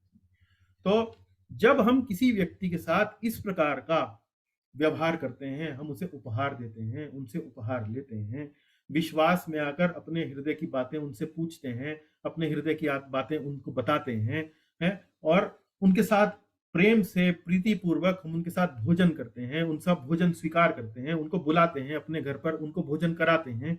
तो ये जब प्रेम पूर्ण व्यवहार होता है, तब जो है वास्तव में हम कहते हैं कि भक्तों का संग हम करते हैं। तो यदि हम यही सब कार्य किसी अभक्त के साथ करने लगे, तब वास्तव में कुसंग होता है, तब वास्तव में कुसंग होता है। तो कैकेयी की सबसे बड़ी भूल क्या थी? कैकेयी की सबसे बड़ी भूल थी उसने प्रीति पूर्वक मंथरा का संग किया। आप देख सकते हैं कि जब ये मंथरा कैकेयी संवाद होता है, तो हालांकि मंथरा जो है दशरथ जी के बारे में, रामचंद्र जी के बारे में, कौशल्य जी के बारे में उल्टी सीधी अनर्गल वार्तालाप करती है, लेकिन फिर भी कैकेयी जो है उसका कोई प्रतिकार नहीं करती है। वास्तव में कैकेयी जो है वो मंथरा का एक तरह से सम्मान करती हैं, जब उसे अपने गले का हार भेंट स्वरूप उनको वो देना चाहती हैं, मंथरा को देना चाहती हैं।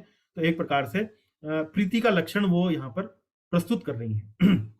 वास्तव में कैकेयी जी को क्या चाहिए था, महारानी कैकेयी को क्या चाहिए था कि मंथरा को सुनते ही, मंथरा की बातचीत को सुनते ही उसे वहीं रोक देना चाहिए था और वहां से चले जाना चाहिए था। जब उसने देखा कि ये दशरथ जी के बारे में, राम जी के बारे में, कौशल्य जी के बारे में इस प्रकार की वार्तालाप कर रही है, तो उसे तुरंत कहना चाहिए था, ये सब नहीं चलेगा, इस प्रकार की वार्तालाप आप मत कीजिए, ये सब मैं बिल्कुल भी नहीं सुनना चाहती हूँ। और या तो मंथरा को वहां से चले जाने के लिए कह देती, क्योंकि वो उसकी स्वामिनी थी, या स्वयं वहां से चली जाती, स्वयं किसी और दूसरे कक्ष में चली जाती। तो इस प्रकार से, तो इसी तरह से जब हम भगवान से संबंधित कोई दुर्वचन सुनते हैं, भगवान के भक्तों से यदि हम संबंधित कोई दुर्वचन सुनते हैं, तो या तो हमें उस स्थान को छोड़कर चला जाना चाहिए, या फिर हमें प्रयास करना चाहिए कि उस व्यक्ति के वो जो दुर्वचन है उसको हमें उनका हमें उत्तर देने का, हमें वहां पर उसको प्रयास करना चाहिए, उसके शंका को जो है दूर करने का, निवारण करने का प्रयास करना चाहिए। तो कैकेयी ने इस प्रकार कुछ नहीं किया, और मूल रूप से उसके जो पतन का मुख्य कारण था वो था एक अभक्त का संग करना। और वो अभक्त कौन थी?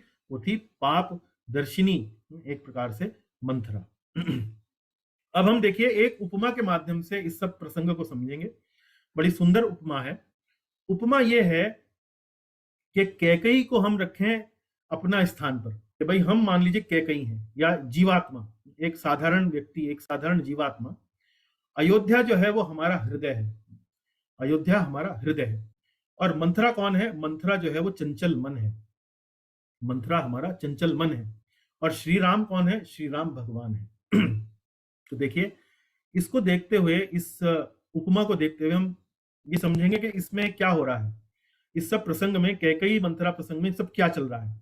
जब हमारा चंचल मन यानी कि मंथरा, जीवात्मा यानी कि कैकेयी को संशय तथा कामनाओं द्वारा भ्रमित करता है, तो जीवात्मा अपने हृदय अर्थात अयोध्या से भगवान श्री राम को निष्कासित कर देता है। तो देखिए, जब हम वास्तव में हम भोग और ऐश्वर्य, हमारा मन जो है हमें किस प्रकार के प्रलोभन देता है, अरे ये करोगे तो इतना मजा आएगा, वो करोगे तो उतना मजा आएगा, इस प्रकार के प्रलोभन देने का कार्य कौन करता है? मन करता है।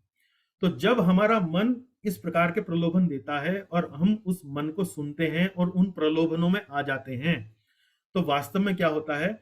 आध्यात्मिक प्रगति का जो हमारा अवसर होता है वो हम खो बैठते हैं। तो हम वास्तव में अपने हृदय से भगवान को कह रहे हैं कि आप इस स्थान से चले जाइए, यहाँ पर आपका स्थान नहीं है, यहाँ पर उन कामनाओं का स्थान है, उन प्रलोभनों का स्थान है जो हमारा चंचल मन हमें करने के लिए कह रहा है। भगवत गीता में भी यदि आप देखें, जो अर्जुन का जो प्रसंग है गीता में भी, उसमें भगवान श्री कृष्ण अर्जुन को क्या कह रहे हैं? भोग ऐश्वर्य प्रसक्ता नाम तयापहृत चेतसाम समाधौ न विधीयते व्यवसायात्मिका बुद्धि समाधौ न विधीयते। तो अर्जुन का मन भी जो था वो वास्तव में बहक गया था, भटक गया था। किस? और प्रलोभन क्या था?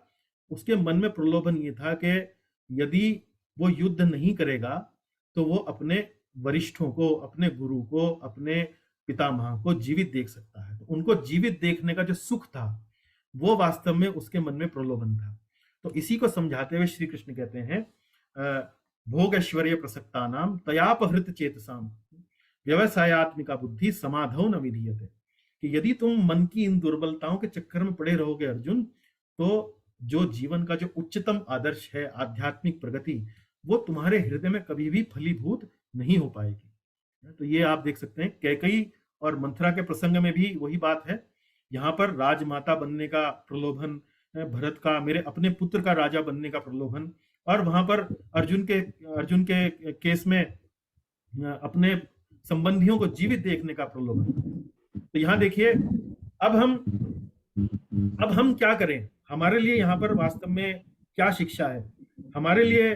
जब हम इस कक्षा से उठकर जाएं तो हम वास्तव में क्या कर सकते हैं? तो देखिए, उसके लिए ये स्लाइड है, इस स्लाइड को थोड़ा ध्यान से देखिए। ये अंतिम स्लाइड है और इस स्लाइड में इस कक्षा का वास्तव में सार छुपा हुआ है। जो हम शिक्षा का जो तत्व आपको पहुंचाना चाह रहे हैं उसको समझने का प्रयास कीजिए। देखिए, पहला पॉइंट देखिए, भक्ति योग द्वारा आध्यात्मिक सशक्तिकरण। हम अपने जीवन को भक्ति योग के विधि विधानों द्वारा आध्यात्मिक रूप से अपने आप को सशक्त बनाए, मजबूत बनाए, एकदम स्ट्रांग बनाए। वो कैसे? सबसे पहले भक्ति योग से हम क्या कर सकते हैं? विवेक बुद्धि हमारी प्रखर बनती है। विवेक बुद्धि किसे कहते हैं? जो सही और गलत का निर्णय करें। अब आप देखिए, जो बात कैकेयी को बताई गई मंथरा द्वारा, वही बात कैकेयी ने भरत को बताई, महाराज भरत को बताई। दोनों ही दशाओं में अलग अलग प्रतिक्रिया हुई। कैकेयी जो थी मंथरा की बातों में आ गई, महाराज भरत जो थे वो मंथरा की बातों में नहीं आए। तो विवेक बुद्धि जो थी भरत महाराज की बड़ी प्रखर थी, बड़ी तीक्ष्ण थी। तो अपनी विवेक बुद्धि से वो समझ पाया कि ये जो सब बातें बोल रही हैं बिल्कुल अनर्गल, एकदम बकवास है, इनमें कोई सिर पैर नहीं है, इनमें कोई आधार नहीं है। तो ये विवेक बुद्धि वास्तव में प्रखर कैसे बनती है? ये विवेक बुद्धि प्रखर बनती है शास्त्रों के नियमित अध्ययन द्वारा। शास्त्रों के नियमित अध्ययन द्वारा श्री कृष्ण भी अर्जुन को भगवत गीता में कहते हैं, अध्याय 3 के 46वें श्लोक में, एवं बुद्धे परम बुद्ध्वा संस्तभ्यम आत्मानम आत्मना जहि शत्रु महाबाहु काम रूपम दुरासदम। तो वो अर्जुन को कहते हैं कि इस काम रूपी शत्रु को हे अर्जुन तुम कैसे जीत सकते हो? तुम इस प्रकार से जीत सकते हो, संस्थभ्यम आत्मानम आत्मना। संस्थभ्यम आत्मानम, आत्मानम मतलब मन को है, आत्मना, आत्मना मतलब आध्यात्मिक बुद्धि द्वारा स्थिर करके, अपने मन को आध्यात्मिक बुद्धि द्वारा स्थिर करके तुम अपनी विवेक बुद्धि प्रखर बना सकते हो और इस बल से तुम वास्तव में काम रूपी शत्रु को, तुम्हारे जीवन में जो प्रलोभन आते हैं, इन शत्रुओं को तुम जीत सकते हो। तो जब हमारी विवेक बुद्धि प्रखर होती है तो हम तुरंत पकड़ लेते हैं, हम तुरंत पकड़ लेते हैं कि जब कोई व्यक्ति हमें कोई बात बोल रहा है तो वास्तव में इसके पीछे इसके मन में क्या चल रहा है, वो चीज जो है वो हम पकड़ पाते हैं। तो ये विवेक बुद्धि प्रखर कैसे बनती है? शास्त्रों के नियमित अध्ययन द्वारा। दूसरा, हमारा जब हम भक्ति योग करते हैं, जब हम भक्ति योग की प्रक्रियाओं में अपने आप को लगाते हैं तो हमारा नैतिक बल जो है वो सुदृढ़ होता है। नैतिक बल, नैतिक बल से क्या अर्थ है यहाँ पर? नैतिक बल ये है कि जब हमारे जीवन में इस प्रकार के प्रलोभन आते हैं कि आपको राजा बना दिया जाएगा, आप जो है राजमाता बन जाएंगी, आपको इतना पुरस्कार मिल जाएगा, इस प्रकार की ये जो भौतिक जो लाभ हमें किसी गलत कार्य को करने के लिए जो हमें दिए जाते हैं, जैसे कोई व्यक्ति किसी को रिश्वत देता है तो रिश्वत देने के पीछे उसका कारण क्या है कि वो आपके पक्ष में कोई निर्णय दे दे या आपके पक्ष का काम कर दे। तो नैतिक बल के प्रलोभन में भी कई बार लोग आ जाते हैं। तो नैतिक बल को सुदृढ़ कैसे करते हैं? उत्तम रस का अनुभव करके। उत्तम रस, उत्तम रस मतलब जब हम भक्ति के विधि विधानों में लगते हैं, भक्ति के कार्य करते हैं, तो हमारे मन में भगवान की कथाओं को लेकर, भगवान की जो शिक्षाएं हैं उनको लेकर हमारे मन में एक आकर्षण जो है वो उत्पन्न होता है, एक आकर्षण उत्पन्न होता है। भगवान कितने मधुर हैं, भगवान की भक्ति कितनी सुंदर है, भगवान की भक्ति करने में जो सुख है वो किसी भी भौतिक भोग विलास में नहीं है। तो जब आपके मन में ये भक्ति करने के बाद ये जो भावना आपके मन में जब सुदृढ़ होती है, तब जब आपको इस प्रकार के प्रलोभन आपके जीवन में आते हैं तो आप कहते हैं कि अरे भाई, इन प्रलोभनों में क्या रखा है? जब मेरे हृदय में भगवान की भक्ति का जो रस है, जो उसका जो आस्वादन है, जो इतना सुंदर है, जो इतना उत्तम है, उसको करता हूं तो मुझे ये जो रस जो आप मुझे बता रहे हैं, जो प्रलोभन आप मुझे दे रहे हैं, मुझे ये बिल्कुल तुच्छ नजर आते हैं। मुझे इनमें कोई तंत्र नजर नहीं आता है, मुझे इनमें कोई तत्व नजर नहीं आता है। तो उत्तम रस का अनुभव करके, गीता दूसरे अध्याय के 59वें श्लोक में भगवान कहते हैं, दिशया विनिवर्तन्ते निराहारस्य देहिना रसवर्जम रसोप्यस्य परम दृष्ट्वा निवर्तते। तो यहाँ भगवान कह रहे हैं कि भाई जीव में भोगने की इच्छा तो होती है और वो उन भोगने की इच्छाओं की से मुक्ति कैसे प्राप्त करता है कि जो उसकी विषय वस्तु है उनसे वह दूरी बना लेता है। कि मान लीजिए मुझे सिगरेट पीने की लत है, तो मैं चाहता हूं सिगरेट छोड़ना, तो मैं ये प्रण ले लेता हूं कि मैं सिगरेट जो है 10 दिन तक नहीं पीऊंगा या 15 दिन तक, 20 दिन तक नहीं पीऊंगा। तो मैं छोड़ तो देता हूं, लेकिन मन में वास्तव में सिगरेट पीने की जो लालसा है, जो आकांक्षा है, वो बनी रहती है। भले ही मैं सिगरेट नहीं पी रहा हूं, लेकिन वो लालसा जो है वो बनी रहती है। लेकिन भगवान क्या कहते हैं? उत्तम रस का अनुभव करके परम दृष्ट्वा निवर्तते। परम दृष्ट्वा, जब उत्तम रस का हमारे जीवन में अनुभव होने लगता है तो हम जो निकृष्ट रस है, सिगरेट पीने का जो रस है वो निकृष्ट है। जब हमें भक्तों के संग में आनंद आने लगता है, प्रसाद खाने में आनंद आने लगता है, भगवान की कथाओं में रुचि आने लगती है, तो हम ये जो तुच्छ जो छोटे छोटे जो रस हैं उन्हें बड़ी सरलता से वास्तव में छोड़ देते हैं। तो अंत में हम इसी भक्ति योग का अभ्यास कैसे करें? हम भक्तों का संग करके इस भक्ति योग का अभ्यास कर सकते हैं। हम शास्त्रों का गहन अध्ययन करके भक्ति का अभ्यास कर सकते हैं। विशेष रूप से भक्ति शास्त्र जैसे श्रीमद् भागवत, वाल्मीकि रामायण, भगवत गीता, भगवान के नामों का जप कीर्तन करके हम भक्ति योग का अभ्यास कर सकते हैं। और शुद्ध सात्विक भोजन करके, अर्थात भगवान को अर्पित शाकाहारी भोजन प्रेम से बनाया हुआ, जिसको हम प्रसाद कहते हैं, उसका अर्पण करके उनको उस प्रसाद को, सात्विक भोजन को प्राप्त करके हम अपने जीवन को भी सात्विक बना सकते हैं। हम अपने जीवन को भी वास्तव में भक्तिमय बना सकते हैं। और जैसे जैसे जितना अधिक हम इसको भक्तिमय बनाएंगे तो हम इस प्रकार से कुसंग के प्रभावों से दूर रहेंगे। और जब हम कुसंग के प्रभावों से दूर रहेंगे तो हमारा जीवन निर्मल बनेगा, सुखद बनेगा और आनंदमय बनेगा। और विशेष रूप से ऐसा जीवन, सबसे बड़ी बात क्या है, ऐसा जीवन भक्तों को भी प्रिय होगा और भगवान को भी बहुत प्रिय होगा। तो आज की कक्षा को हम आज इसी संदेश के साथ यहीं विराम देते हैं। आपका बहुत बहुत धन्यवाद। ग्रंथराज श्रीमद् वाल्मीकि रामायण की जय, शिल प्रभुपाद की जय। यदि आपकी कोई टिप्पणी हो, आपका कोई प्रश्न हो तो हम चर्चा कर सकते हैं। बहुत बहुत धन्यवाद। हरे कृष्णा। हरे कृष्णा प्रभु जी। है इजाजत है गुरु जी? अवश्य प्रभु जी, अवश्य बताइए। एक इसका छोटा सा जो आपने बताया अभी, सत्यवचन बिल्कुल सही है, लेकिन कहीं पर मैंने काफी पहले पढ़ा हुआ है और याद रखता हूँ। एक लाइन में इसका एक दूसरा जो जवाब है जो आप ढूंढ रहे हैं, वो है विनाशकालीन विपरीत बुद्धि। जी जी। जब भी आपका विनाश होना होता है, आपकी बुद्धि भ्रष्ट हो जाती है, ना कि बुद्धि प्रखर होती है। जैसे अभी आपने बताया चार जो लास्ट वाले, जो संत का संग करेंगे तो आपकी बुद्धि प्रखर रहेगी। जी। प्रखर का मतलब होता है खरी, हाँ, तीक्ष्ण, शार्प। हाँ जी, शार्प। तो ये है, तो इसलिए संतों के लिए याद रखने के लिए ये एक लाइन में इसका जवाब मेरे हिसाब से, बाकी तो आप गुरु हैं, विनाशकालीन विपरीत बुद्धि। जी। जब भी हमारा कुछ हम नुकसान होता है, उस वक्त अगर हम एनालाइज करें तो हमने बुद्धि को मिसयूज किया है।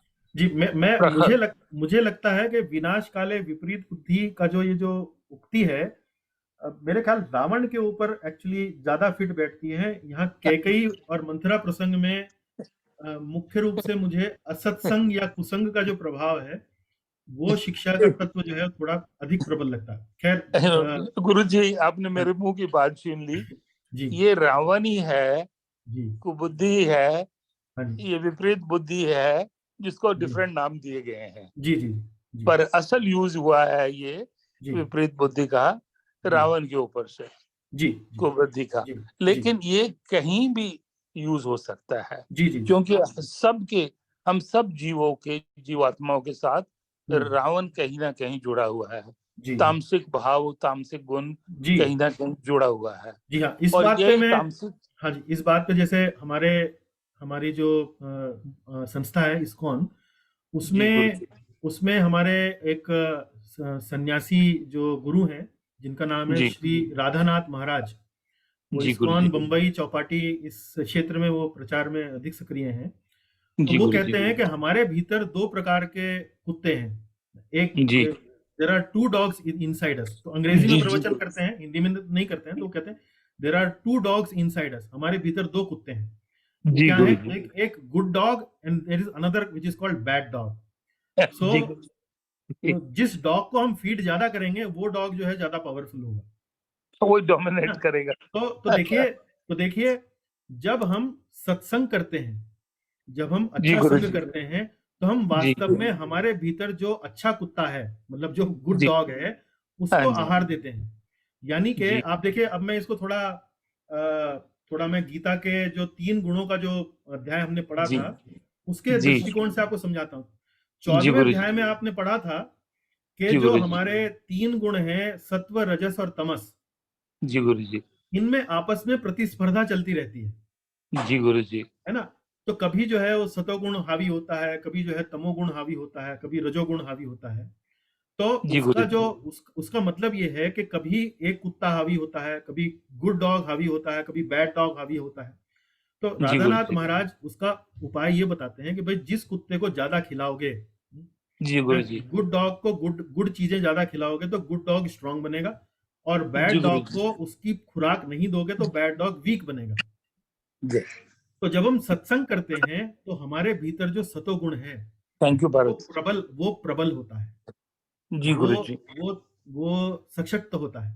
और जब जी हम गुरु जी। असत्संग से दूर रहते हैं, कुसंग से दूर रहते हैं, तो जो हमारे भीतर जो बुरा कुत्ता है यानी कि बैड डॉग, वो कमजोर जी पड़ता है। तो जी गुरु जी। वो वास्तव में कभी अगर ऊपर अपना सर उठाने की कोशिश भी करता है तो बैड गुड डॉग जो है उसको उसको उसको बिठा सामने देता आने नहीं देता है, है, आने नहीं तो देता। सामने आने नहीं देता है।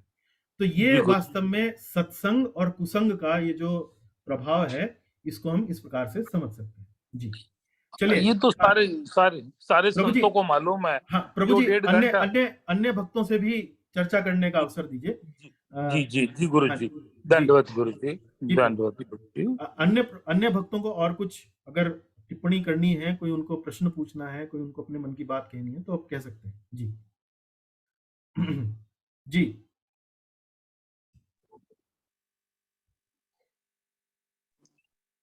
असल में your inner self gives you warning only once, and if you avoid it, you are onto the ladder of fall. जी। और inner self warning gives only once, okay. And if you avoid it, if you ignore it, हाँ if you get tempted to go in the wrong direction, that takes you down the path of हाँ, ये आपने ladder of fall. बहुत अच्छी बात बोली, लेकिन like by में फंस जाता है फिर। हाँ जी, तो ये आपने बहुत अच्छी बात बोली। वो लेकिन वो जो इनर जो सेल्फ है, वो जो वार्निंग देता है, तो जब आप आध्यात्मिक रूप से सशक्त होते हैं, जब आध्यात्मिक रूप से आप जो है वो एकदम मजबूत होते हैं, तो वो जो वार्निंग आती है वो बड़ी तेज आवाज में आती है, रुको, इस दिशा में मत जाओ। तो जब वो तेज आवाज में आती है तो आप बड़ा चौंक कर उसको सुनते हैं, तब आपके ऊपर उसका प्रभाव बड़ा तेज पड़ता है।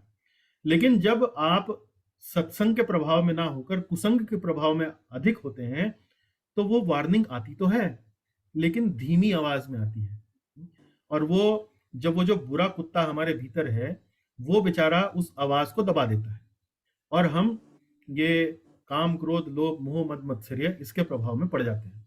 तो आपने बात बिल्कुल उचित कही, और वास्तव में यदि हम सत्संग करना बिल्कुल छोड़ दें तो वो आवाज मान लीजिए आती भी हो तो हमें सुनाई नहीं देती। बहुत दूर से कहीं कोई छोटी मोटी कुछ खुसफुसाहट हुई, अरे छोड़ो यार, क्या मालूम नहीं, ये जो कुत्ता बोल रहा है ये ठीक बोल रहा है, इस तरह से ही काम करते हैं। तो इस तरह से सत्संग और कुसंग जो है, इस प्रकार से वो जो आवाज है उसको बल देता है, उसको सशक्त बनाता है और हमें बचाता है। जी जय गुरु जी, मैं इससे सहमत नहीं हूँ। जी जी बताइए। एक बार नहीं, 3 स्टेजेस हैं। सबसे पहले अगर हम कुछ कुसंग, कुमति,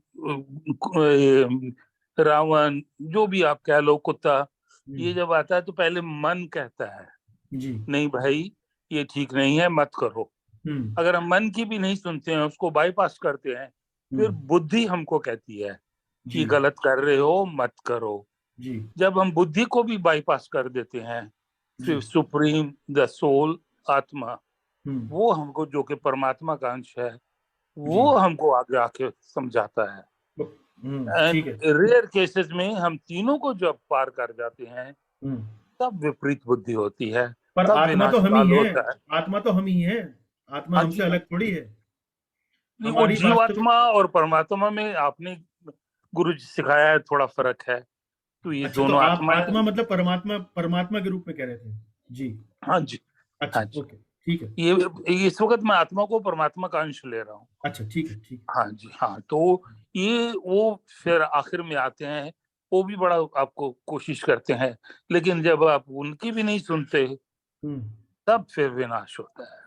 चलिए तब वो होती है। हाँ अच्छा क्यों, परमात्मा बहुत दयालु हैं, जी। वो एक चांस में नहीं, काफी 3 चांस देते हैं, चलिए पर अगर हमारी बुद्धि इतनी है, हम इतने बुरे कुत्ते बन गए हैं कि उसकी भी नहीं सुनते तो फिर किसकी सुनेंगे? जी जी चलिए जय धन्यवाद गुरु जी। धन्यवाद all glories to my guru ji, all ji, ji, glories to धन्यवाद Srila ji Prabhupada, all glories to सभी हाँ संतों को। Ji Hare Krishna to all. हरे कृष्णा जी। हरे कृष्णा प्रभु जी। एक ऑब्जर्वेशन है कि जो ये बुरी चीजें हैं ये जल्दी हावी होती हैं, तो आध्यात्मिक चीजें हैं, they take time to get into you, perhaps they are harder to practice. तो इसलिए भी एडवांटेज होता है कि जो मतलब ना ईगो है, it likes to bend towards wrong things then the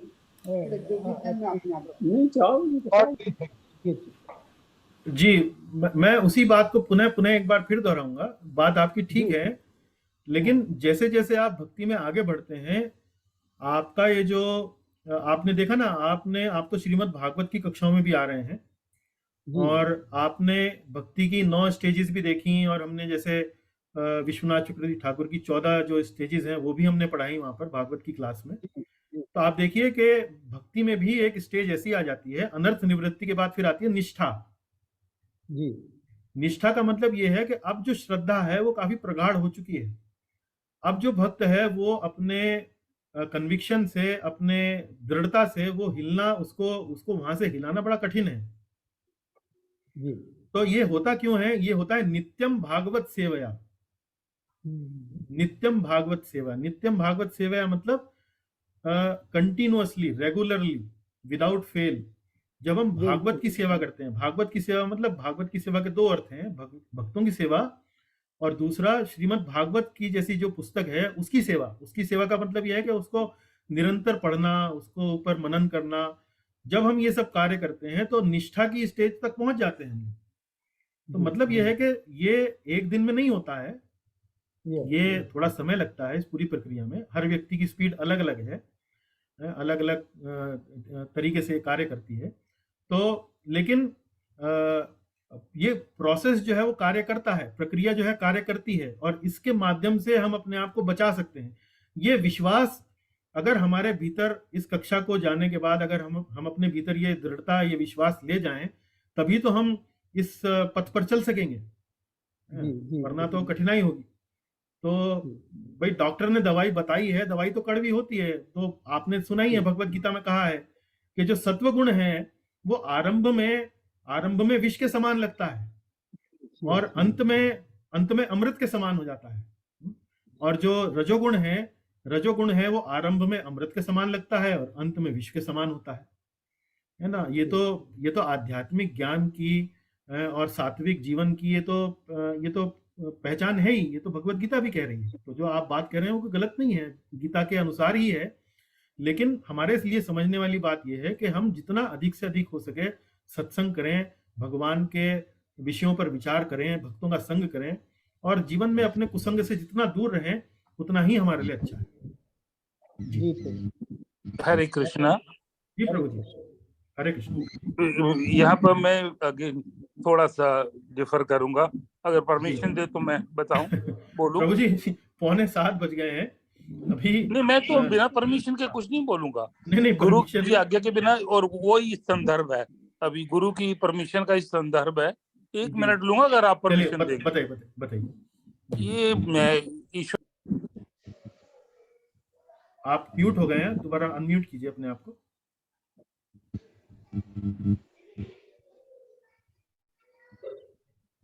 प्रभु जी आप म्यूट हो गए हैं। आप मेरे ख्याल तो नहीं, आप म्यूट हो गए हैं। आप स्क्रीन पे तो दिख रहे हैं लेकिन म्यूट हो गए हैं।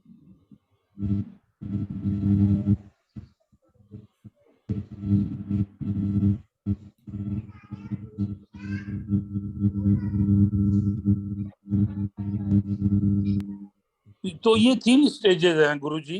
जी सन्मुख, मनमुख, गुरुमुख। पहले हम गुरु के सन्मुख होते हैं, जैसे आपके सन्मुख हफ्ते में 2 बार होते हैं। गुरु से सुनते हैं, फिर उसको सुन के हम गुरु के मनमुख बनते हैं, उसका मनन करते हैं। गुरु ने क्या सिखाया, क्या बोला, क्या कहा, उस पे लेवल डिफरेंट है डिफरेंट संतों का। जी। तीसरा फिर हो जाता है कि जब गुरु परमिशन दे देता है कि आपको मेरी बातें सब समझ आ गई, आप मेरी बातें दूसरों से शेयर कर सकते हैं, फिर हम गुरुमुख बन जाते हैं। जी जी जी। तो ये अच्छा, हमको सबको गुरुमुख स्टेज में जाना है। जी जी। आप सामने आके 1.5 घंटे का जो बोलते हैं, तो वो उसको पहुंचेंगे कैसे वहां पे, वो तो समझाइए। गुरुमुख स्टेज पर पहुंचेंगे कैसे? मैं वहां पर आइए ना।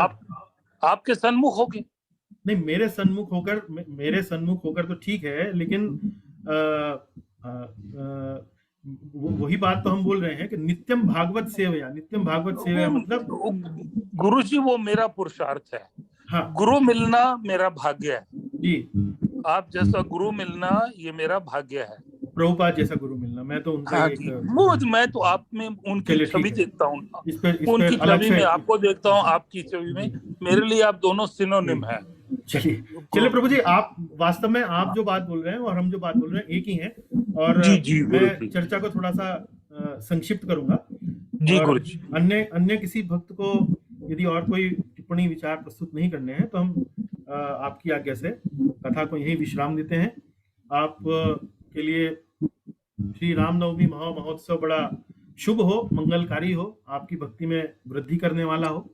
इसी मंगल कामना से आज की हम सभा यहीं समाप्त करते हैं, विश्राम देते हैं। बहुत बहुत धन्यवाद। तथास्तु। हरे कृष्णा। हरे कृष्णा। हरे कृष्णा। हरे कृष्णा। हरे कृष्णा। हरे कृष्णा प्रभु जी। हरे कृष्णा जी, धन्यवाद। हरे कृष्णा प्रभु जी। हरे कृष्णा जी, धन्यवाद। हरे कृष्णा। थैंक यू प्रभु जी। हरे कृष्णा। हरे कृष्णा माता जी। We enjoy before Ramnavami. अच्छा जी, धन्यवाद। हरे कृष्णा प्रभु जी। हरे कृष्णा जी, हरे कृष्णा। धन्यवाद प्रभु जी, धन्यवाद। अब मैं कक्षा समाप्त करता हूँ।